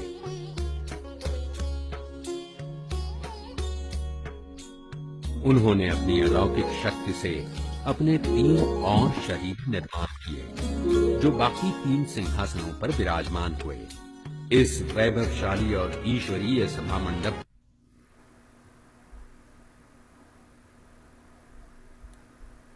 हाँ, तो परमात्मा हाँ साहब जी, आटલું જ છે। हाँ, भगवान को केवल ज्ञान प्राप्त होना। देखिए, नियम तो ये है कि बिना केवल ज्ञान प्राप्त हुए कभी कोई भगवान बनते ही नहीं है। बरोबर, ये भी एक शाश्वत सिद्धांत ही है साहब। अब आपको बरोबर समझ में आ रही है बात? आप बोल सकते हैं श्वेता बेन शाह। मत्ते मंदामी साहब जी, हाँ, बिना केवल ज्ञान भगवान बनता ज नहीं। बरोबर। अब ये नियम हो गया है कि केवल ज्ञान तो प्राप्त होना ही चाहिए सर। अगर केवल ज्ञान प्राप्त नहीं होगा तो भगवान बन ही नहीं सकेंगे। ख्याल आया आपको? तो भगवान बनने के लिए अनिवार्यता है। अगर भगवान नहीं भी बनना है, मोक्ष में भी जाना है, उनको भी केवल ज्ञान तो प्राप्त करना ही पड़ेगा। बिना केवल ज्ञान प्राप्त किए तो कोई मोक्ष में जा ही नहीं सकता है ऐसा। आ रहा है आपको ख्याल में? तो ये नियम जो है ये सबके लिए, हमारे लिए भी आ गया। अब जिसको भी मोक्ष में जाना है तो वो अपनी तरह से केवल ज्ञान तो प्राप्त करे ही करे सर। इसमें तो कोई कमी चलेगी नहीं सर। बोलेंगे कोठारी जी? बोलिए। सभी जीवों को केवल ज्ञान जरूरी है। मोक्ष में जाना है तो केवल ज्ञान जरूरी ही है। अब जैसे ही महावीर स्वामी को यहाँ पर ये केवल ज्ञान हुआ है तो भगवान को आज का ही दिन है, वैशाख शुद्धि दशम के दिन शाम के समय में, ये आप देखा सुना था थोड़ा रिजुवाली का नदी के किनारे पर श्यामक नाम के किसी व्यक्ति का खेत था और खेत में एक वृक्ष है, वो शाल वृक्ष है। तो उस वृक्ष के नीचे भगवान आकर बैठे थे। कैसे? उसको कहते हैं गोदोही का सन या वीरासन। जैसे ग्वाले जो है गाय का दूध दोहने के लिए बैठते हैं तो दो घुटनों के बीच में बाल्टी रखते हैं, बर्तन रखते हैं और गाय का दूध दोहते हैं, ये आसन है। अब इस आसन में बैठ करके बिल्कुल आंख बंद करके सब कुछ विस्मरण कर लिया जाए, आत्मा का ही स्मरण हो, और वो शुक्ल ध्यान की भूमिका होती है। और ऐसे शुक्ल ध्यान की कक्षा में जब महावीर के चारों घाती कर्मों का क्षय होता है, पहले तो कौन सा जा रहा है? मोहनीय कर्म, उसके बाद में 12वें गुणस्थान पर वितरागी है, फिर गुण के ज्ञानावर्णीय कर्म का क्षय होगा, दर्शनावर्णीय का क्षय होगा, मोहनीय अंतराय कर्म का क्षय होगा, चारों घाती कर्म का क्षय होने पर केवल ज्ञान। ये भी परमानेंट नियम है। कल हमको भी करना है तो इसी तरीके से करना है, दूसरा विकल्प ही नहीं है ऐसा। और आत्मा के जो गुणस्थान है वो तो पहले गुणस्थान से लेकर के 12वें गुणस्थान तक सिर्फ एक अकेले मोहनीय कर्म के क्षय की ही साधना है। और जैसे मोहनीय कर्म का क्षय होगा तो आत्मा वितराग बन जाती है। अब वितराग बन गए तो फिर तो सवाल ही नहीं है, ज्ञानावर्णी दर्शनावर्णी अंतराय का क्षय हो जाएगा, आत्मा केवल ज्ञान प्राप्त कर लेगी। अब हुआ ये कि शाम का समय था, सूर्यास्त होने आया था और इधर भगवान को केवल ज्ञान हुआ, तो निश्चित रूप से देवलोक से देवता आते हैं। अब भगवान के केवल ज्ञान कल्याण की उजावड़ी करेंगे, मनाएंगे। कैसे मनाएंगे? समवसरण बना करके समवसर बनाएंगे, लोग आएंगे, भगवान के देशना सुनेंगे, बैठेंगे और उस देशना को सुनते के लिए सब बैठे। अब देवताओं को संतुष्टि इसी में है कि हमने इतनी बड़ी व्यवस्था की, ख्याल है, दैट इज कॉल्ड कॉन्ग्रीगेशन, पूरा सभा मंडप, और मनुष्य भी आए, देवी देवता भी आए, पशु पक्षी भी आए, सबने बैठ करके जो है यहाँ पर ये भगवान की देशना सुनी। लेकिन क्या हुआ कि वैशाख शुद्ध दशम की शाम का समय था, तो मनुष्य लोग नगर में से नहीं आए, कोई देशना निष्फल हो गई ना। पूरी बात सांभळो, शुरुआत करू छो तो सांभळવું જોઈએ कि नहीं। अब जब मनुष्य लोग ही कोई नहीं आए, अब देवता ही देवता सुन रहे थे, तो भगवान की देशना तो वही रहती है सबके लिए। अब किसको दीक्षा लेने के भाव जगेंगे साहब? मैं तो रोज ही दे रहा हूँ उपदेश आपको, किसको दीक्षा लेने के भाव जगे? मनुष्य। चलो एक जन है, जया बहन ने हाथ ऊंचा पर किया है, अब उनकी दीक्षा लेने की भाव तो जगे। माता जी आप भी बोल दो ना, दीक्षा लेने के भाव जगे तो। मेरे भी भाव जगे महाराज, मेरे भी भाव जगे महाराज साहब। साहब जी वो तो लक्ष्य है ही पक्का। अरे भाव जगे कि नहीं, लक्ष्य की बात बाद में करिए। बिल्कुल जगे, बिल्कुल जगे। हाँ बहुत अच्छी बात है। चलिए, अब जिस तरह से भी भावों का जागृत होना ये अनिवार्य है, समझे कि नहीं। अब ये अगर भाव बन जाए, परिणाम वैसे हो जाए, तो फिर सवाल ही क्या चाहिए, क्या, समझे कि नहीं। बोलो भूपेंद्र भाई, दीक्षा ले ले सो? जरूर साहेब जी। તમે કેમ બોલ્યા? हाँ दीक्षा ले सो। चलो बहुत अच्छा, चलो बहुत। विजय भाई तमे? भारत साहब जी, विजय भाई मेहता पूछो सर। अच्छा एमने पूछू एम। अभी क्या हुआ है, 3 विजय भाई हो गए, तो आपको मैंने आपको पूछा तो आपने बोला उनको पूछो सर। ये बड़ा अच्छा रास्ता है, समझे। अब जैसा है, जिस तरह से भी है, जिसके भी भाव बनने तो चाहिए, परिणाम तो होने चाहिए। फिर बाद में संजोग, परिस्थितियां, वो सब है संसार में, तो सब है, समझे कि नहीं। लेकिन हमारे परिणाम वैसे बनने चाहिए, और वैसे परिणाम बन जाए। चंद्रेश भाई अबे तो दीक्षा लेवी है कि नहीं?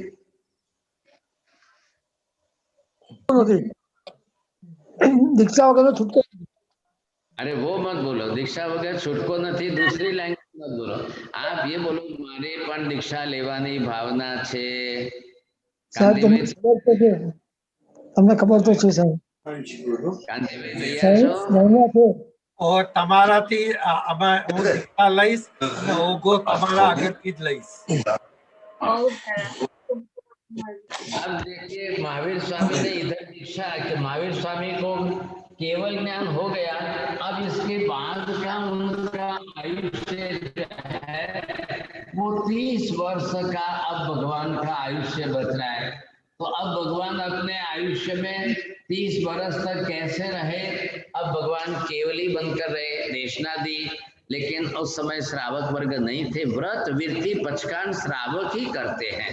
देवताओं के लिए सुख संपत्ति समृद्धि अच्छी है, मालूम कि नहीं, बीज कहीं चल। अब ऐसी स्थिति में देवताओं के लिए व्रत वृत्ति पचखांड नहीं होते हैं। उनकी सबसे बड़ी समस्या है सुख संपत्ति वैभव ऐश्वर्य बहुत है, इसलिए मनुष्य देवताओं से भी श्रेष्ठ क्यों गिना जाता है, व्रत वृत्ति और पचखांड के कारण। ये विशेषता है ऐसा। ऐसी स्थिति में जब इस तरह से भगवान महावीर देशना दे रहे हैं, अब परमात्मा की देशना जो भी चले जैसे भी चले उसमें भगवान भी तो यही उपदेश देंगे हमको भी।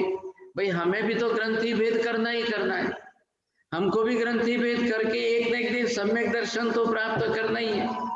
अरे भाई आम चाहिए तो आम मैंगो के लिए आपको बीज तो बोना ही पड़ेगा।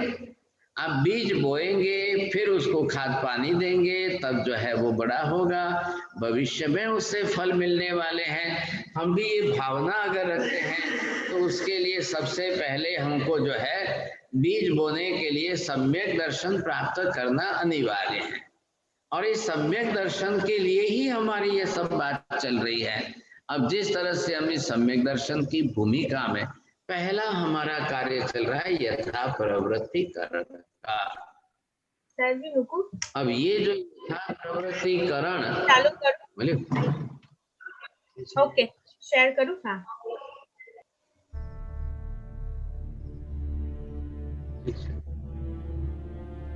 विश्व के कल्याण और उन्नति के लिए जिन्होंने इस धरती पर जन्म लिया, जिन्होंने सिद्धार्थ राजा और त्रिशला देवी के वंश को अपने अवतरण से पवित्र किया, वे थे राजकुमार वर्धमान। 30 साल तक संसार में रहने के बाद संसार के तमाम दुख दर्दों के नाश के लिए जिन्होंने महाविनिष्क्रमण को स्वीकार किया, 12.5 साल की घोर साधना के समय अपमान, त्रास और तिरस्कार के विष के प्रति केवल करुणा के अमृत का बूंद ही जिनकी आंखों से बहा है, वो थे करुणा सागर भगवान महावीर।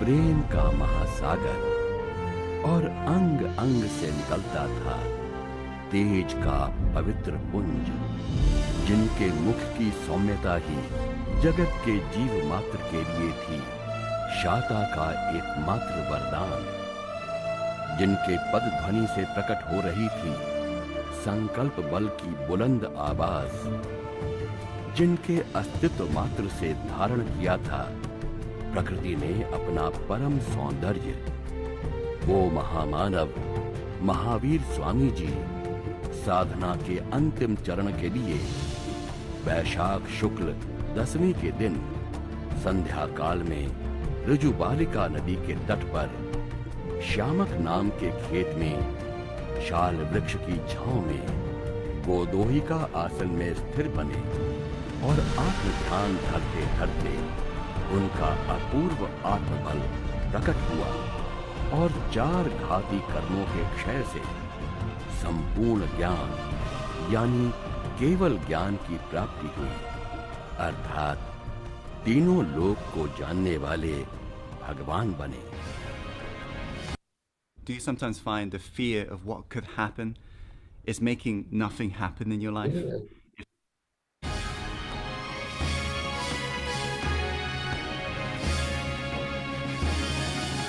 सुनो कहानी आज भविक जन, सुनो कहानी आज भविक जन, करुणा सागर वीर की, करुणा सागर वीर की। सारे जग के तारण हारे धीर वीर गंभीर की, सारे जग के तारण हारे धीर वीर गंभीर की। त्रिशला मात के राज दुलारे हो, त्रिशला मात के राज दुलारे, सिद्धारथ के नंद की, गाओ सब मिल गौरव गाथा।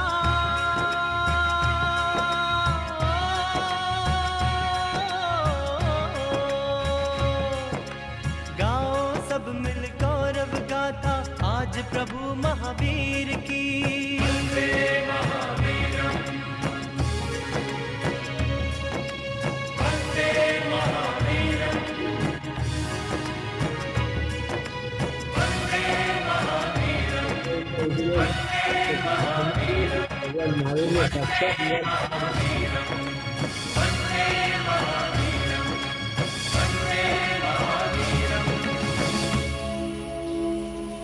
तो करवाने घाव उठाए।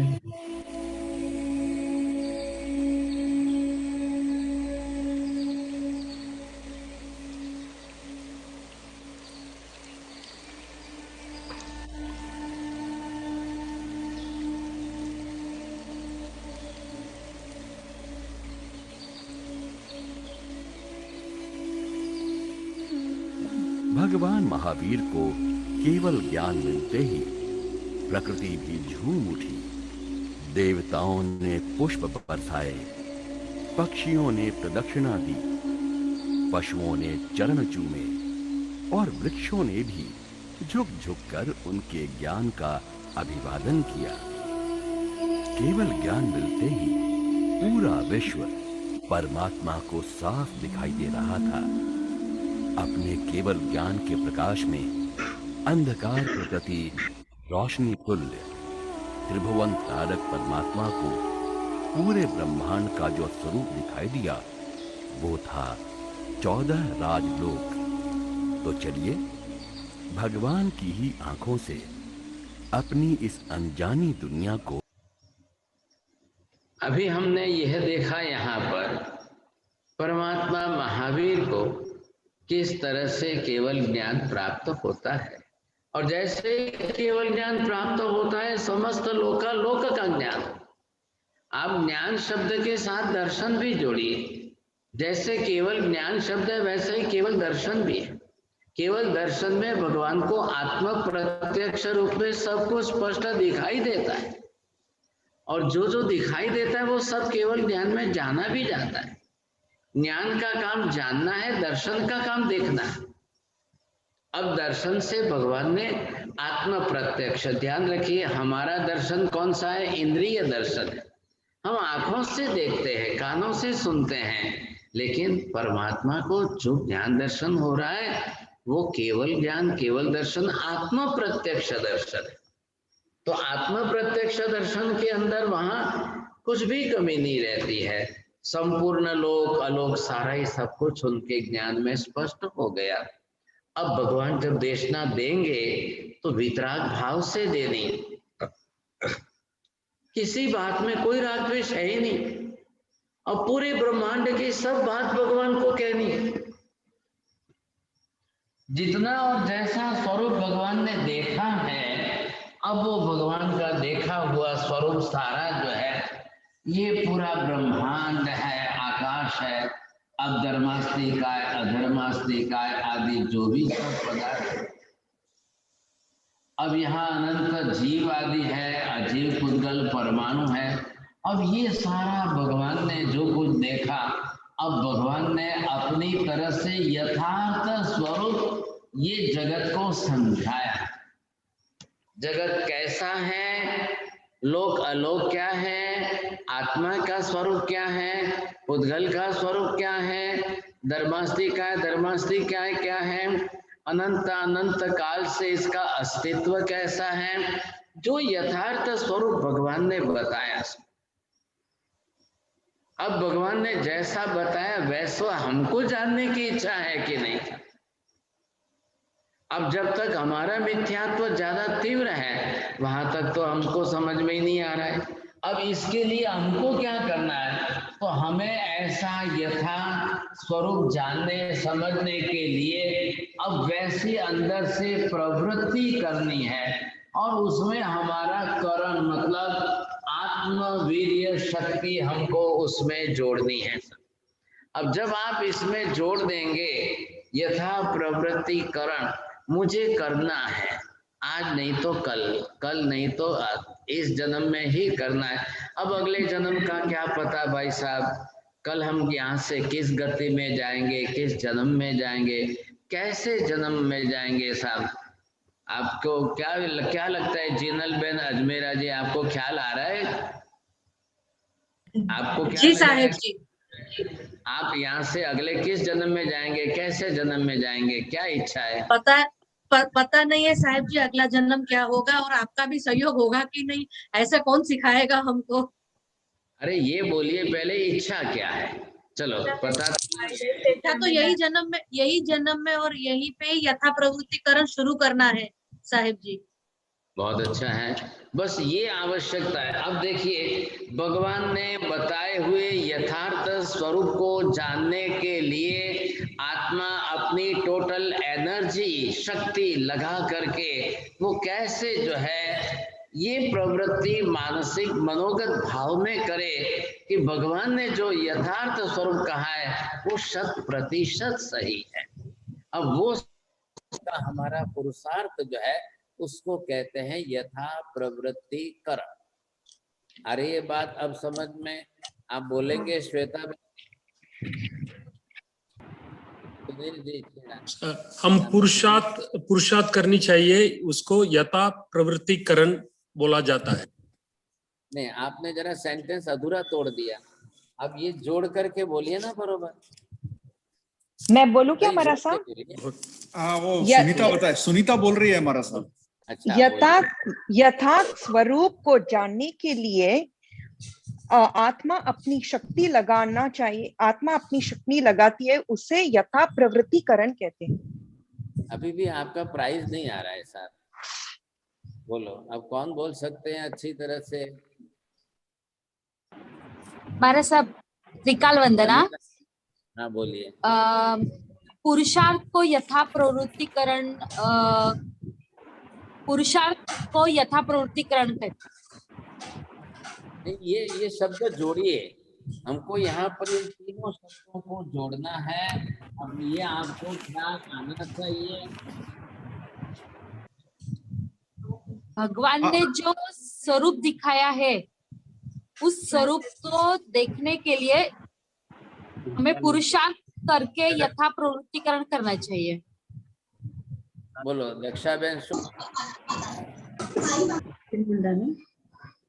परमात्मा ने अपने यथार्थ ज्ञान से जो देखा है उसे जानने का प्रयास करना, उसे यथा प्रवृत्तिकरण कहते हैं। चलो फिर थोड़ा सा और कोई जोड़ेंगे साहब? મંદામી સરજી, યથાર્થ ભગવાને જે પ્રમાણે આપણને યથાર્થ પુરુષાર્થ કરવાનું કીધું છે તે પ્રમાણે આપણે યથાર્થ પ્રવૃત્તિ કરવાની। चलो एल्सा बेन बोल रहे हैं, देखो प्राइज कौन, जिसको प्राइज लेना है तो जरा सोच समझ के बोलो। सर्वज्ञ भगवान ने जो जैसा है वैसा कहा है उसमें अपनी आत्मा की शक्ति लगाकर प्रवृत्त होना, उसे यथा प्रवृत्तिकरण कहते हैं। पहले प्रवृत्त शब्द ही आप पकड़ के बैठ गए हो। पहली बात यहाँ पर है, तीन बात यहाँ पर कही है। भगवान ने अपने केवल दर्शन से जैसा देखा है, केवल ज्ञान से जैसा जाना है, वितराग भाव से जैसा यथार्थ स्वरूप कहा है, अब उसको जानने में, वैसा यथार्थ स्वरूप जानने के लिए मेरी आत्मा पूरी शक्ति लगाकर उस प्रकार से प्रवृत्त हो, वैसा भाव यथा प्रवृत्ति करण है। बोलो कांति भाई, बोलो, तमें पहलू प्राइज ले जाओ। भगवान ने जैसा देखा है नहीं, चलो विजय कुमार जी वैद। साहब जी, भगवान ने अपने केवल दर्शन, केवल ज्ञान से जैसे देखा है और उसको यथा स्वरूप से जानने के लिए जो शक्ति का प्रयोग करते, यथा प्रवृत्तिकरण। अभी प्राइज नहीं आ रहा है आपको? अच्छा, मैं कोशिश करूँ मथे वंदामी। भगवान, अच्छा, भगवान ने जैसे केवल दर्शन में देखा है और जैसे केवल ज्ञान में जाना है, वैसे यथार्थ स्वरूप को जानने के लिए अपनी आत्मा की शक्ति लगाना, उस प्रकार प्रवृत्ति करना यथा प्रवृत्तिकरण कहा जाता है। अभी देखो, आपने वितराग भाव से जैसा कहा है, ये क्यों छोड़ दिया आपने? माता जी बोलिए। अब आप तीनों सेट्स करके अच्छी तरह से बोलना। फिर अनम्यूट करना पड़ेगा आंटी आपको। अनम्यूट सर्वज्ञ परमात्मा ने अपने केवल ज्ञान, केवल दर्शन से जैसा देखा है, जैसा जाना है, बिल्कुल वैसा ही अल्टीमेट ट्रुथ उन्होंने जैसा बताया है, उसको जानने के लिए अपनी आत्मा की पूरी शक्ति लगाकर वीतराग भाव से परमात्मा ने जैसा कहा है, अपनी उसको जानने के लिए वैसा प्रवृत्त होना, अपनी पूरी आत्मा की शक्ति लगाकर अपना उसको यथा प्रवृत्तिकरण कहेंगे। चलो, बहुत अच्छा। मधुकर भाई मेहता।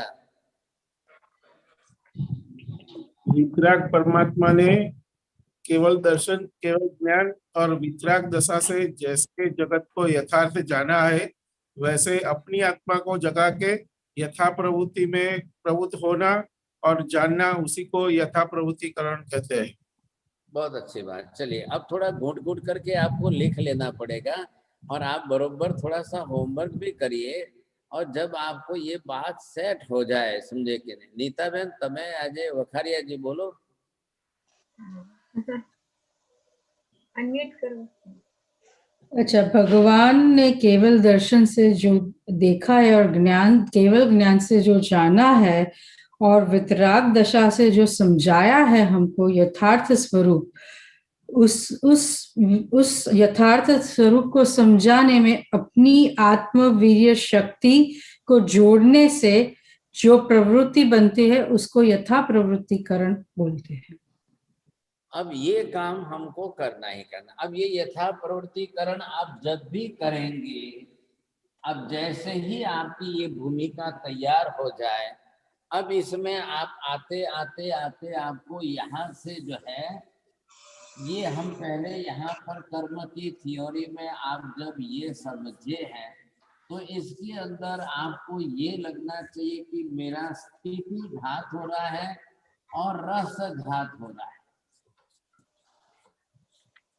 अब ये थोड़ी कर्म के सिद्धांत की बातें हैं।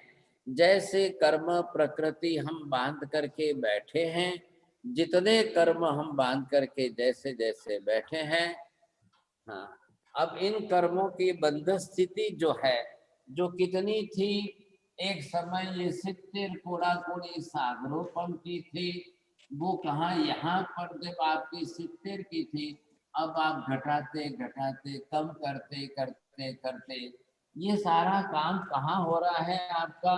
ये यथा प्रवृत्तिकरण में हो रहा है। अब यथा प्रवृत्तिकरण की प्रक्रिया में जो चल रही है, तो 70 कोड़ा कोड़ी से आप घटते घटाते घटाते यहाँ तक पहुंच गए साहब। अब कब आपने कितना घटाया, कब आपने कितना घटाया, अब ये घटाते घटाते एक कोड़ा कोड़ी सागरोपम के अंदर आ गए। इसको कहते हैं स्थिति घात। just to reduce the time limit of मिथ्यात्व मोहनीय कर्म।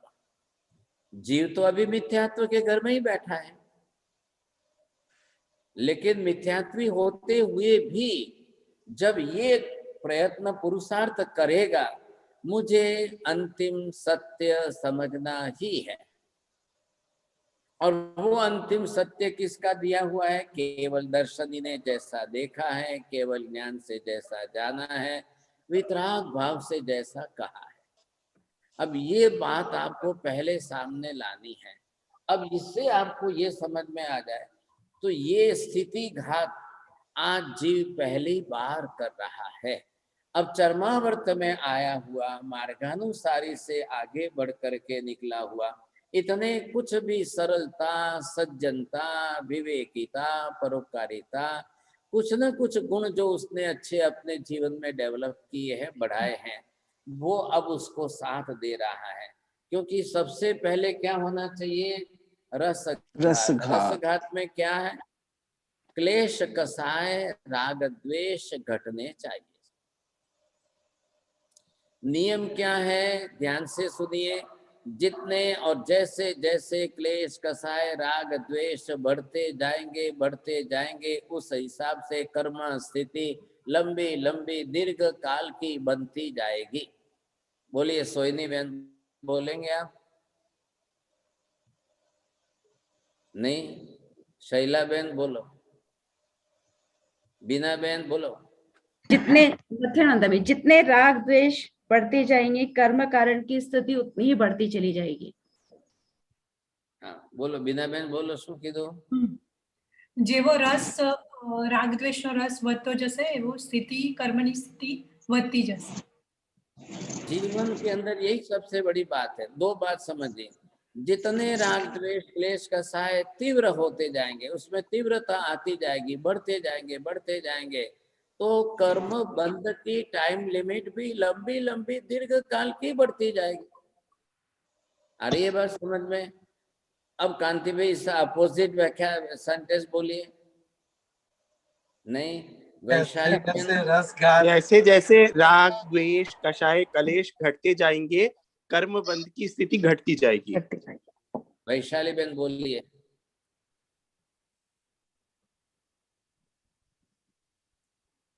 वैशाली बहन ओसवाल नाम लिखा हुआ है। जैसे चलिए। हाँ महाराज साहब, जैसे जैसे राग द्वेष घटते जाएंगे, वैसे वैसे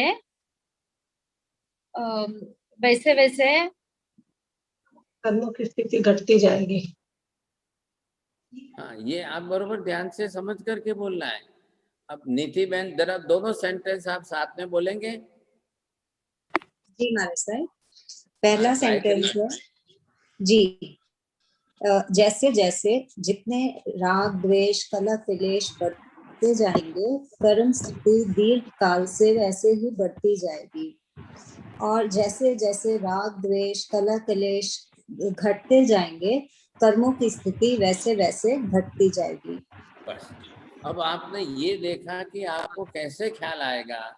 अब हमारे जीवन में भी प्रतिदिन रोज राग द्वेष तो हो रहे हैं, क्लेश कसाय तो हो रहे हैं। पति का पत्नी के साथ हो रहा है, पत्नी का पति के साथ हो रहा है, बाप का बेटे के साथ हो रहा है, सास का बहू के साथ हो रहा है, पड़ोसी के साथ हो रहा है। कहीं ना कहीं किस किस प्रकार के क्लेश कसाय हो रहे हैं। अब आपको ढूंढना क्या है? जब आपके क्लेश कसाय जितने ज्यादा चले, उस समय ये आपके क्लेश कसाय जो भी चलता है,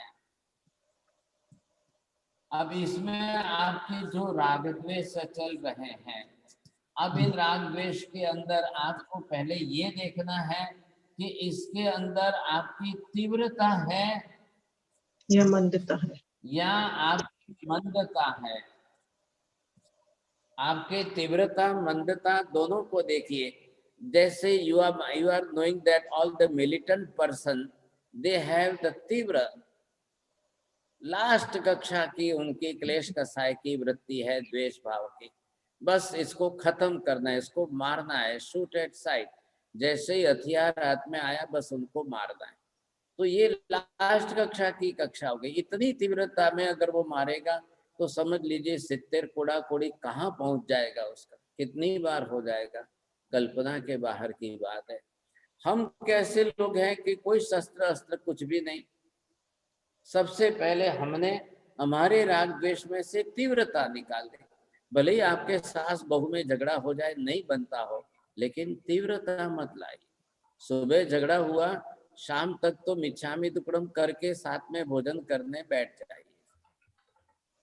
बाप बेटे के बीच में हुआ है या भाई भाई के बीच में हुआ है, अब लेन देन के प्रसंग है, व्यापार व्यवसाय है, धन संपत्ति है, संसार के सैकड़ों निमित्त तो उपस्थित है, होना है, होते ही रहना है। क्लेश कसाय होगा। हमारा क्लेश कसाय कौन सा चाहिए? संजुलन कक्षा का चाहिए। अप्रत्याख्यानी प्रत्याख्यानी की कक्षा का हो तो कम से कम टाइम लिमिट तो है उसके अंदर। इसलिए हमको प्रतिक्रमण दिया है। अब राई प्रतिक्रमण, देवसी प्रतिक्रमण करके हम क्यों करते हैं प्रतिक्रमण? भाई हमारे भी राग द्वेष होते हैं, क्लेश कसाय होता है, तो वो तुरंत हम मिच्छामी दुक्कडम करके उसमें से बाहर निकल जाए। लेकिन अब उसकी गांठ नहीं बांधनी है। आपने अगर एक शब्द बोल दिया, હું જોઈ લઈશ, હવે હું દેખાડીશ તને, હવે આવજે બીજી વાર ખબર પડશે, ये क्या है? हमारा आधा आधा सेंटेंस ही है। ये ऐसे सेंटेंस हम कई बार बोल जाते हैं, लेकिन अब आपकी अवेयरनेस ना, હવે મારે આવી ભાષા વાપરવી જ નથી। ભાઈ મિચ્છામી દુક્કડમ 2000 5000 2 લાખ 5 લાખ નુકસાન થયું, ले भाई तू ले जा सुखेती शांति, बस।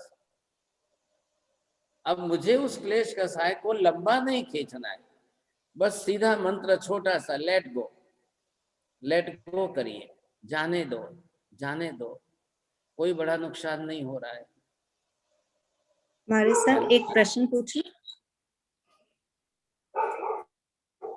हमारे सर जैसे आप कह रहे हैं, जैसे अब इस संसार में हमारा कलह क्लेश हो जाता है, तो अगर किन्हीं हम सोचे किसी रिलेशन में या किसी में हमें पता है कि हम एक दूसरे से we don't get along well, we know we have tried several times but it doesn't work out, so हमने मतलब फिर सोचा कि चलो अब इनसे ज्यादा मेल मिलाप नहीं करो या मिलते ही नहीं है, लेकिन मन में कोई राग द्वेष नहीं है उनके लिए, मन में प्रेम भाव है, लेकिन सोचा है कि चलो आपस में अब इतना मतलब नहीं करे, तो वो भी है फिर काउंट होगा, कल हमारी गांठ बनेगी उसकी?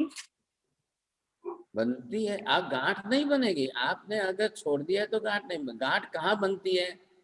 आप गांठ खुद बांधते हो तब। હવે હું છોડીશ નહીં તમને, હવે હું જોઈ લઈશ તમને, આવજો બીજી વાર, હવે જોઈશ નહીં તમને, હવે બીજી વાર આવે તો માથું ફોડી નાખીશ। ये हमारी जो शब्द है, वर्डिंग्स जो है, अगर आप बोल रहे हो मतलब वो विचारों में घूट रहे हैं, और तब जाकर के आपकी गांठ बनती है। ओके, बस एक चीज का मन में रहता है, कहीं इससे हमारे कर्म बंधन हुए क्या कि हमने रिलेशन छोड़ दिया? मतलब कर्म बंध होने ही है, कर्म बंध होंगे, लेकिन 2%, 5%, 10% तक कर्म बंध हो जाए वो चलेगा, 10,000% हो जाए वो नहीं चलना। तो आप संसार में जी है ना, तो 16 प्रकार के कसाय हैं, उसमें से खाली संज्वलन, प्रत्याख्यानी, अप्रत्याख्यानी तक आप अनंतानुबंधी नहीं बांधेंगे। अनंतानुबंधी होगा तभी 70 कोड़ा कोड़ी की स्थिति आएगी, अनंतानुबंधी नहीं होगा तो 70 कोड़ा कोड़ी की स्थिति नहीं आएगी। आपको ये बात पहले घूट लेना है। वैशाली बहन बोलेंगे, रिपीट करेंगे? ललिता बहन बोलो, प्रवीण भाई बोलो, मैंने क्या बोला अभी का लास्ट सेंटेंस? अनंत कोड़ा कोड़ी जब तक हम नहीं करेंगे 70 लाख। साहिब जी मैं ट्राई करूं। अनंत बंदी होगा तो 70 कोड़ा कोड़ी की स्थिति होगी, और अनंत बंदी कर्म नहीं होंगे तो 70 कोड़ा कोड़ी की स्थिति नहीं होगी। बस, धन्यवाद, बहुत अच्छा है। चलो, अनंतानुबंधी कसाय करेंगे तो ही 70 कोड़ा कोड़ी की बंद स्थिति आएगी। अनंतानुबंधी नहीं होगा तो 70 कोड़ा कोड़ी की नहीं आएगी। अब आप अप्रत्याख्यानी कर ले, प्रत्याख्यानी कर ले, संज्वलन कर रहे हो, तो थोड़े समय संज्वलन के अंदर तो आप समझ लो 100-200 बरस में आपका हिसाब पूरा हो जाए, बहुत लंबा जाना ही नहीं है हमको। तो ये सबसे पहला काम ये है कि आप पहले तीव्रता घटाएं। पहली प्रैक्टिस हमारी होनी चाहिए, कसाय तो आएंगे, तीव्रता घटनी चाहिए, तीव्रता उसमें से निकल जाए, फिर हम बिल्कुल जो है लाइट पर आ जाए, समझे कि नहीं। अब ये हमारे कसाई इतने घटने चाहिए, इतने घटने चाहिए, बस। अब आपको ज्यादा लंबे चौड़े दीर्घ कसाय तो करने नहीं है। और ये अवेयरनेस रखिए आपके शब्दों में, आपके विचारों में, आपके भावों में। अब है संसार है, देखिए मेरा लाख रुपया लिया और दे नहीं रहे, आज 10 साल बीत गए, तो विचार आ रहा है कि अबे हामो मले तो माथू फोड़ी मारी नाखू। अब 1 सेकंड लगती है आपको विचार करने में, लेकिन माथू फोड़ी मारी नाखू अबे ये हमारे विचार बड़ी गांठ बांध करके लंबे टाइम के कर्म बन जाएंगे। ये उसमें से हमको बाहर निकलना है। ऐसे कर्म लंबे लंबे काल के बने, तो जितने लंबे काल के कर्म बनेंगे उतने भव भी तो करने पड़ेंगे कि नहीं। साहब जी, एक वो जो विचार आया और अगर काम किया, वो इक्विवेलेंट है। जो विचार माथा फोड़ने का और माथा फोड़ा, कर्म इक्विवेलेंट है। बस बात ये है, हमारे विचार बन गए, मन बन गए, वैसे परिणाम हो गए, वैसे अध्यवसाय आपके, वैसे शब्द प्रयोग, भाषा, मन, वचन, काया, इसीलिए तो कर्म बन रहे। बात तो यहाँ पर आके रुक रही है। कर्म बंद हो ही रहा है, प्रति क्षण हो रहा है। अब हमको उसमें से बाहर निकलना है। अगर आप धीरे धीरे अवेयरनेस ला करके उपयोग रखोगे तो धीरे धीरे ये भाषा ही आपकी बंद हो जाएगी, क्योंकि तीव्र क्लेश कसाय में नहीं जाना है। कर्म शास्त्र समझने का नियम हम समझ गए। देखो ये पहली तो बेसिक चीज है कि हमको कर्म थ्योरी तो समझनी ही पड़ेगी, कर्म शास्त्र का ज्ञान तो हमको लेना ही पड़ेगा। और जैन धर्म की सबसे बड़ी विशेषता है ये कर्म थ्योरी, कर्म शास्त्र का ज्ञान हमको प्राप्त करना है साहब जी। अब उसमें ये सब आएगा, आपका बंध, रस बंध, स्थिति बंध, सब आएंगे। अब ये तो क्या है कि मैं समझ रहा हूँ कि भाई आप लोग पढ़े हुए हैं, इसलिए आगे चल रहा हूँ। तो इसमें से रसघात स्थितिघात करना है। अब करते करते ये कक्षा जब हमारी आ जाए ऐसा, तो इसमें ये कक्षा आपकी कौन सी आएगी? अपुनर्बंधक कक्षा आएगी।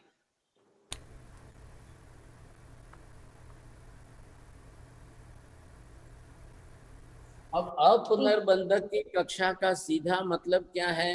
दोबारा सित्तेर कोड़ा कोड़ी ठाकरों पंक्ति बंध स्थिति नहीं बांधेंगे। बोलो बिना बेन बोलो, जनक भाई छे बाजू में छे, बोलो।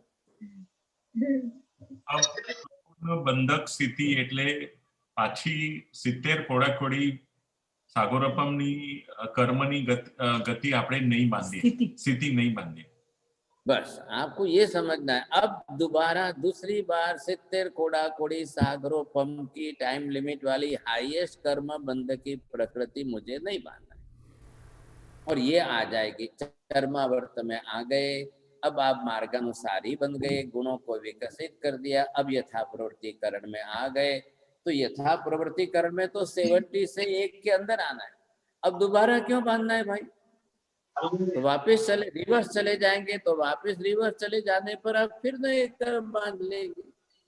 ये अभी हमको नहीं करना है। बस सबसे बड़ी बात ये है, इसका लक्ष्य रखना जरूरी है। साहब जी, अब ये हम नहीं कर पाए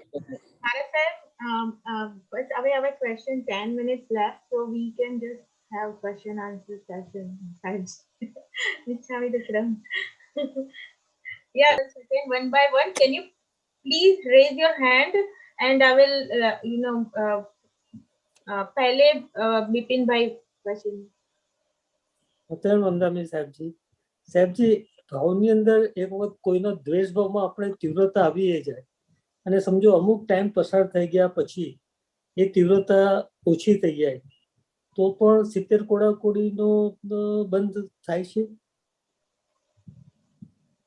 તમારી તીવ્રતા 70 કોડા કોડીની જો હોય એ પ્રકારની હોય તો થવાનું છે। એક ક્ષણે આવી જાય છે, અમુક ટાઈમ સુધી રહી છે, પણ પછી as the time passes A reduce થઈ જાય કે તીવ્રતા ઓછી થઈ જાય તો પછી 70 કોડા કોડીનો हाँ तो नहीं बंधा है। તમે ઘરના ક્લેશ કસાય નહીં લો, અહીંયા મિથ્યાત્વની સાથે અનંતાનો બંધી લો તો 70 થાય એમ છે। पहले आप बाकी जनरल के घर के अंदर घर के क्लेश कसाय को इसमें मत जोड़िए। यहाँ पर तीव्रता गांठ किसके साथ की है? अब जो आत्मा परमात्मा मोक्ष कर्म धर्म पुण्य पाप बस इनके साथ मेरे, ये गलत बात है, ये बात कुछ भी नहीं है। कोई आत्मा आत्मा कहीं नहीं, भगवान कहीं नहीं, है फालतू बोगस बात है। उसके साथ आपका जो गांठ बनती है वो आपको दे। मैं धर्म नहीं कर रहा हूँ, दूसरा कर रहा है, मुझे चिढ़ आ रही है, किसी को देखकर मुझे रख रहा है। ये क्या, ये साधु साधु साधु साधु लोग जो है क्या लोगों को खाली उपवास कराते हैं। पहले तो इनको ही गोली मारनी चाहिए साहब, ये भाषा खराब होती है। अब बेमतलब के बिना किसी कारण के वो साधु, आपने श्रीपाल चरित्र के अंदर भी सुना होगा, पिछले भव में श्रीकांत के भव में वो साधु महाराज कोई मार रहा है। ये साधु महाराज गांव में सबको बिगाड़ रहे हैं, सबको कह रहे हैं कि तुम आंबिल उपास करो और ये करो और वो करो, ये सबको बिगाड़ रहे हैं, तो पहले इनको ही मारो। तो ये वहां जाकर के आपको 70 कोड़ा कोड़ी सागरोपम की बंध स्थिति होगी तीव्र कसायों के साथ। विजय मेहता जी, विजय मेहता सर जी, गुरुजी वचन वंदामी। सम्यक दर्शन पाम्या પછી જીવ અધપુદ્ગલ પરાવર્તન કાળમાં મોક્ષ થશે જ, એ વાત બરાબર છે, પણ સાહેબ એ અધપુદ્ગલ પરાવર્તન કાળ મેક્સિમમ ટાઈમ ને, એટલે શક્ય છે કે એનાથી પણ ઘણા ઓછા કાળમાં પણ થઈ શકે એમ બરાબર છે? એનાથી પણ ઓછા કાળમાં એનો મોક્ષ થઈ શકે? એક પણ ભાવ સેમ ભાવમાં પણ થઈ શકે? એક જ ભાવમાં પણ થઈ શકે। એક જ ભાવમાં એટલે શું? सम्यक दर्शन जे भावમાં પામે એ જ ભાવમાં મોક્ષ। ગૌતમ સ્વામી, સુધર્મા સ્વામી, જંબુ સ્વામી બધા એક જ ભાવમાં મોક્ષે ગયા કે નહીં? એટલે ઓલું મેક્સિમમ, તમને મેક્સિમમ કાળ કેટલું કે અર્ધપુદ્ગલ પર આવે તો બસ। જી બસ। રસીલા બેન મધાની। વંદામી સાહેબજી। સાહેબજી, સંસારમાં જીવ ત્રસપણમાં મેક્સિમમ કેટલા કાળ સુધી રહે છે ને પછી સ્થાવરમાં જતો રહે છે અગર મોક્ષે ના ગયો તો? અનંતો કાળ છે માજી, ત્રસપણામાં પણ રહેવાનું છે। ત્રસપણામાં કેટલા ભાવો થાય છે? એકેન્દ્રિય સિવાય બધા ત્રસ જ છે ને, 2 ઇન્દ્રિય, 3 ઇન્દ્રિય, 4 ઇન્દ્રિય, પંચેન્દ્રિય બધા ત્રસ જ છે। તો કાલ તો ગમે એટલો અનંતો કાળે પાછો સ્થાવરમાં જાય, સ્થાવરમાંથી પાછો ત્રસમાં આવશે, ये चक्कर तो चलता ही रहेगा। એટલે ત્રસપણાનું કઈ એમ લિમિટ છે કે ભાઈ ત્રસપણામાં એટલો જ કાળ રહે, 20 સાગરોપમ સુધી કેવું, પછી સ્થાવરમાં નહીં? आप मनुष्य में आ जाए तो आपको काल की लिमिट है, देवगति में जाए तो एक ही भव है, नरक में जाए तो एक ही भव, मतलब भव एक है तो 33 सागरोपम का काल हुआ ना। और मनुष्य में आए तो फिर 7-8 भव है, लेकिन जो आयुष्य है उस हिसाब से। अब 2 इंद्रिय, 3 इंद्रिय, 4 इंद्रिय में वो भी सभी तरस ही है, तो क्या काल गिनेंगे आप? सुनीता आचार्य जी, सुनीता आचार्य जी। हाँ, मतेना मंदामी, मेरे ना 2 प्रश्न हैं। एक तो सम्यक्त्व आने के बाद जा भी सकता है, और नंबर 2 है, आपने बताया था कि वृत्ति, व्रत वृत्ति पचकान, तो वृत्ति का अर्थ क्या है? विरति, विरति, व्रत विरति और पचकान। अच्छा, तो देश विरति, सर्वविरति, ये विरति धर्म है ना। श्रावक धर्म को देश विरति धर्म बोलते हैं, साधु धर्म को सर्वविरति धर्म नाम की संज्ञा दी। ठीक है बड़ा सा। सम्यक दर्शन तो आके जाता है, जाएगा तो वापिस आएगा। महावीर स्वामी को भी 2-3 बार गया, फिर वापिस आया। गया तो भव बढ़ गए, 27 भव में से इतने भव बढ़ने का कारण ही ये था। तो उसको परमानेंट रखने के लिए क्या करना चाहिए? बस परमानेंट रखने के लिए हमको उसी में रहना है। अब हमारे जो कुछ है वो सारे वातावरण तोड़ना नहीं है, बिगाड़ना नहीं है, इधर से उधर नहीं करना है। वो भाव परिणाम भी सब एज इट इज वैसी बनाए रखना है बस। जी महाराज साहब, मेरा भी थोड़ा ऐसा ही सिमिलर प्रश्न है कि मैं सोचती हूँ कि जैसे अगर किसी जीव का यथा प्रवृत्तिकरण हो रहा है एंड इन बिटवीन उसका भव चेंज होता है, सो नाउ फ्रॉम नेक्स्ट भव he starts, like for example he starts from same nursery class and then he reaches that stage, और he starts from where he left in the Not possible. Where he left, from there he will start. It is not possible. अब वो Okay. Next life में गया करेगा कि नहीं करेगा वो भी प्रश्न है, because of it depends on the circumstances, what type of circumstances are there, क्या परिस्थिति है, कैसी परिस्थिति है, संयोग अनुकूल मिल जाएंगे कि नहीं मिलेंगे। अब ऐसे संयोग वगैरह निमित्त अच्छे मिल जाए तो फिर चांस उसके लिए अच्छा है, लेकिन वो जब भी जहां भी जाएगा उसको ABCD से LKG से स्टार्ट करना। ओके महाराज साहब, वही मुझे ऐसे लगता है, ऐसे तो मतलब ओके ठीक है। तो बहुत अच्छा चांस है, अभी करके चले जाओ तो बहुत अच्छा है। राइट। एंड महाराज साहब, कभी नेक्स्ट भव में हमारा रिलीजन चेंज हो जाता है। फॉर एग्जांपल मुझे कभी कभी लगता है अगर हम मुस्लिम फैमिली में पैदा होते हैं, फिर हमारा तो सारा चेंज हो जाएगा माइंडसेट इस जीव का। फैमिली बदल जाए या आपकी जाति बदल जाए या तिर्यंज में चले जाओ या देवगति में चले जाओ, देवगति में गए तो चांसेस तो है, लेकिन वहां की सुख संपत्ति में ऐसे तल्लीन हो गए तो फिर बड़ा मुश्किल हो जाएगा सर। ये सारी एटमॉस्फेयर मिलने के लिए हम जो धर्म प्रवृत्ति आदि यहाँ पर कर रहे हैं, उससे हमारा चांसेस है कि वहाँ पे सारे सर्कमस्टेंसेस अनुकूल मिले। ओके ठीक है महाराज साहब, थैंक यू महाराज साहब। काल में आने के बाद जीव का मोक्ष फिक्स हो जाता है? बिल्कुल, चर्मावर्त काल में आने से नहीं होता है, सम्यक दर्शन प्राप्त करने से मोक्ष निश्चित होता है। चर्मावर्त काल में तो बहुत लंबी दूरी है, अभी तो यथा प्रवृत्तिकरण करके ग्रंथि प्रदेश तक आकर के जब पहुंचेंगे तब तक तो बहुत लंबी दूरी है। मैं पहले बताया था आपको, ख्याल है यथा प्रवृत्तिकरण भी जीव असंख्य बार कर लेता है।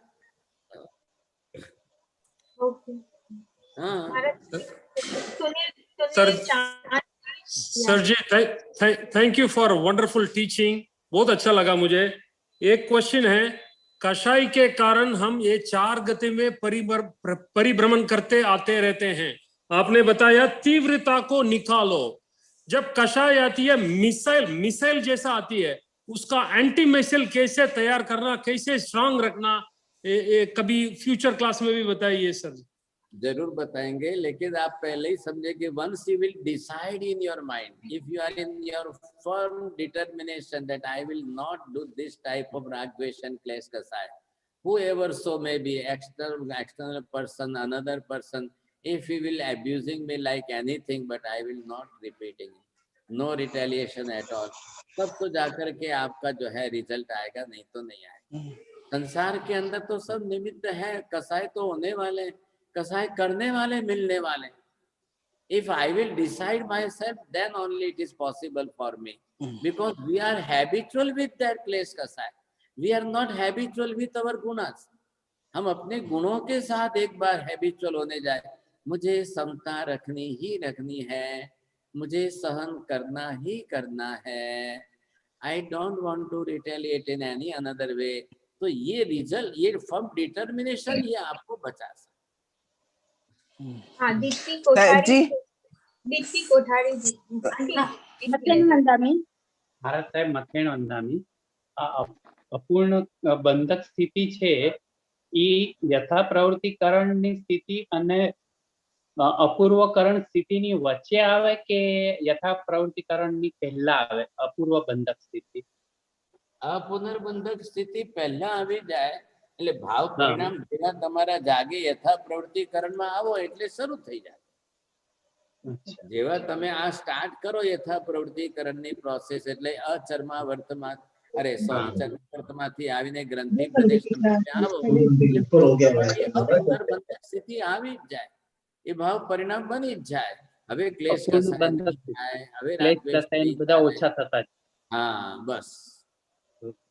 सुनीता आंटी साहब जी, जब भी कषाय की तीव्रता आए या कभी हल्का सा भी कषाय आए तो हर हाल में लगता है कि नुकसान तो अपना ही है, उसी समय, क्योंकि लक्ष्य के प्रति पूरी निष्ठा है, लक्ष्य की ये करना ही है, तो इसलिए जैसे ही ख्याल आता है या इसमें नुकसान तो मेरा ही है, सामने वाले का कुछ नहीं जाएगा, मेरा नुकसान है, इसलिए ये मेरे लिए प्रयोजन भूत नहीं है, और वहीं पर कषाय एकदम मंद पड़ जाता है। बहुत अच्छा है। चलो, अब ये हमारी अवेयरनेस के लिए बहुत अनिवार्य है और बहुत जरूरी है। अगर ये भाव हमारे बन जाते हैं कि कषाय से नुकसान होना ही होना है, अगर ये भाव बन जाए और हम उसको छोड़ दें तो बहुत अच्छी बात है साहब। चलिए धर्मलाल, बहुत आप सबको हाँ, जो है हाँ, काफी। हाँ सर जी, टाइम हो गया है। जो 2 बाकी रह गए फिर नेक्स्ट टाइम, सॉरी। हाँ बोलो किसको पूछना अरे है? ओके, ODF9 जो नंबर दिया है वो क्वेश्चन पूछ सकते हैं। Whoever has, okay, Zoom user can ask the question. I think महाराज साहब नहीं है, वो लोग they are not responding. हाँ, बहुत बहुत धर्मलाल भागशाली। एक हाँ। बात जो है खास अच्छी कहनी थी, कल भी संडे है, कल भी हम क्लास के अंदर, मैं चाहता हूँ यथा प्रवृत्तिकरण का टॉपिक पूरा हो जाए, आगे हाँ। चले हम। तो हाँ। ये भी करना है। साथ में जो है सबको एक थोड़ी सी अपील है कि यहाँ पुणे के अंदर कातरज घाट की पहाड़ी के ऊपर वीरालम की गौशाला चल रही है, और नेशनल हाईवे पर जाते हुए ट्रक पकड़ करके गायों को छुड़ाते हैं, बचाते हैं, लाकर संभालते हैं। आप सब लोग जो है अपनी तरफ से थोड़ा सा मन बढ़ा करके उदारता से आर्थिक सहयोग करेंगे, बहुत खुशी होगी भाई साहब।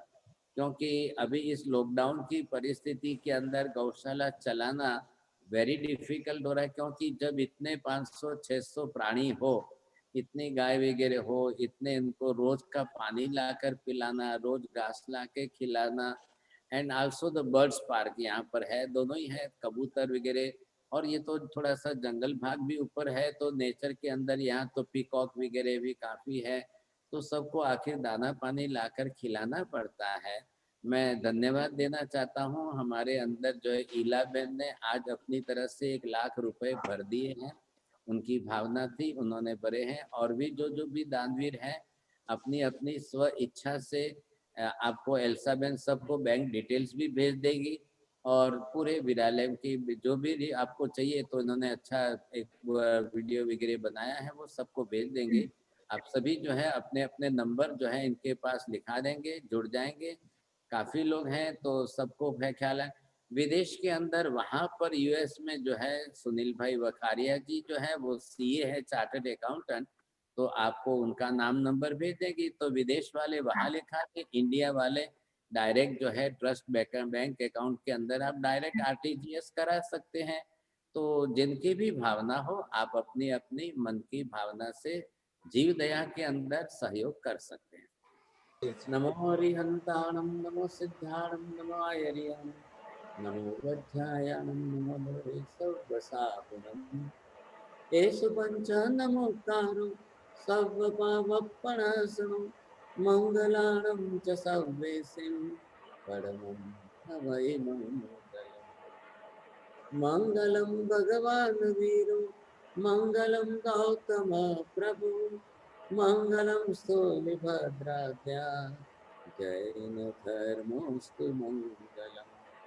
चत्वारि मङ्गलं हरिहन्ता मङ्गलं, सिद्धा मङ्गलं, साहु मङ्गलं, केवली पन्नतो धम्मो मङ्गलं। चत्वारि लोकोत्तम हरिहन्ता लोकोत्तम, सिद्धा लोकोत्तम, साहु लोकोत्तम, केवली पन्नतो धम्मो लोकोत्तम। चत्वारि शरणं भवजामि, हरिहन्ते शरणं भवजामि, सिद्धे शरणं भवजामि, साहु शरणं भवजामि, केवली पन्नतं शरणं भवजामि। सर्वमङ्गलमाङ्गल्यं सर्वकल्याणकारणं, प्रधानं सर्वधर्माणां, जैनं जयति शासनम्। धर्मलाभ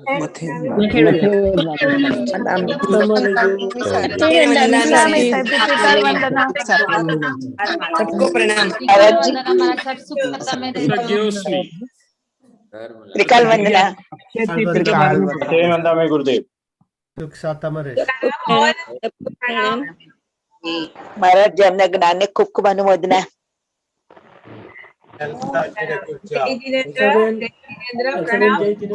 सबको जय जिनेंद्र। जय जिनेंद्र। See you tomorrow. सबको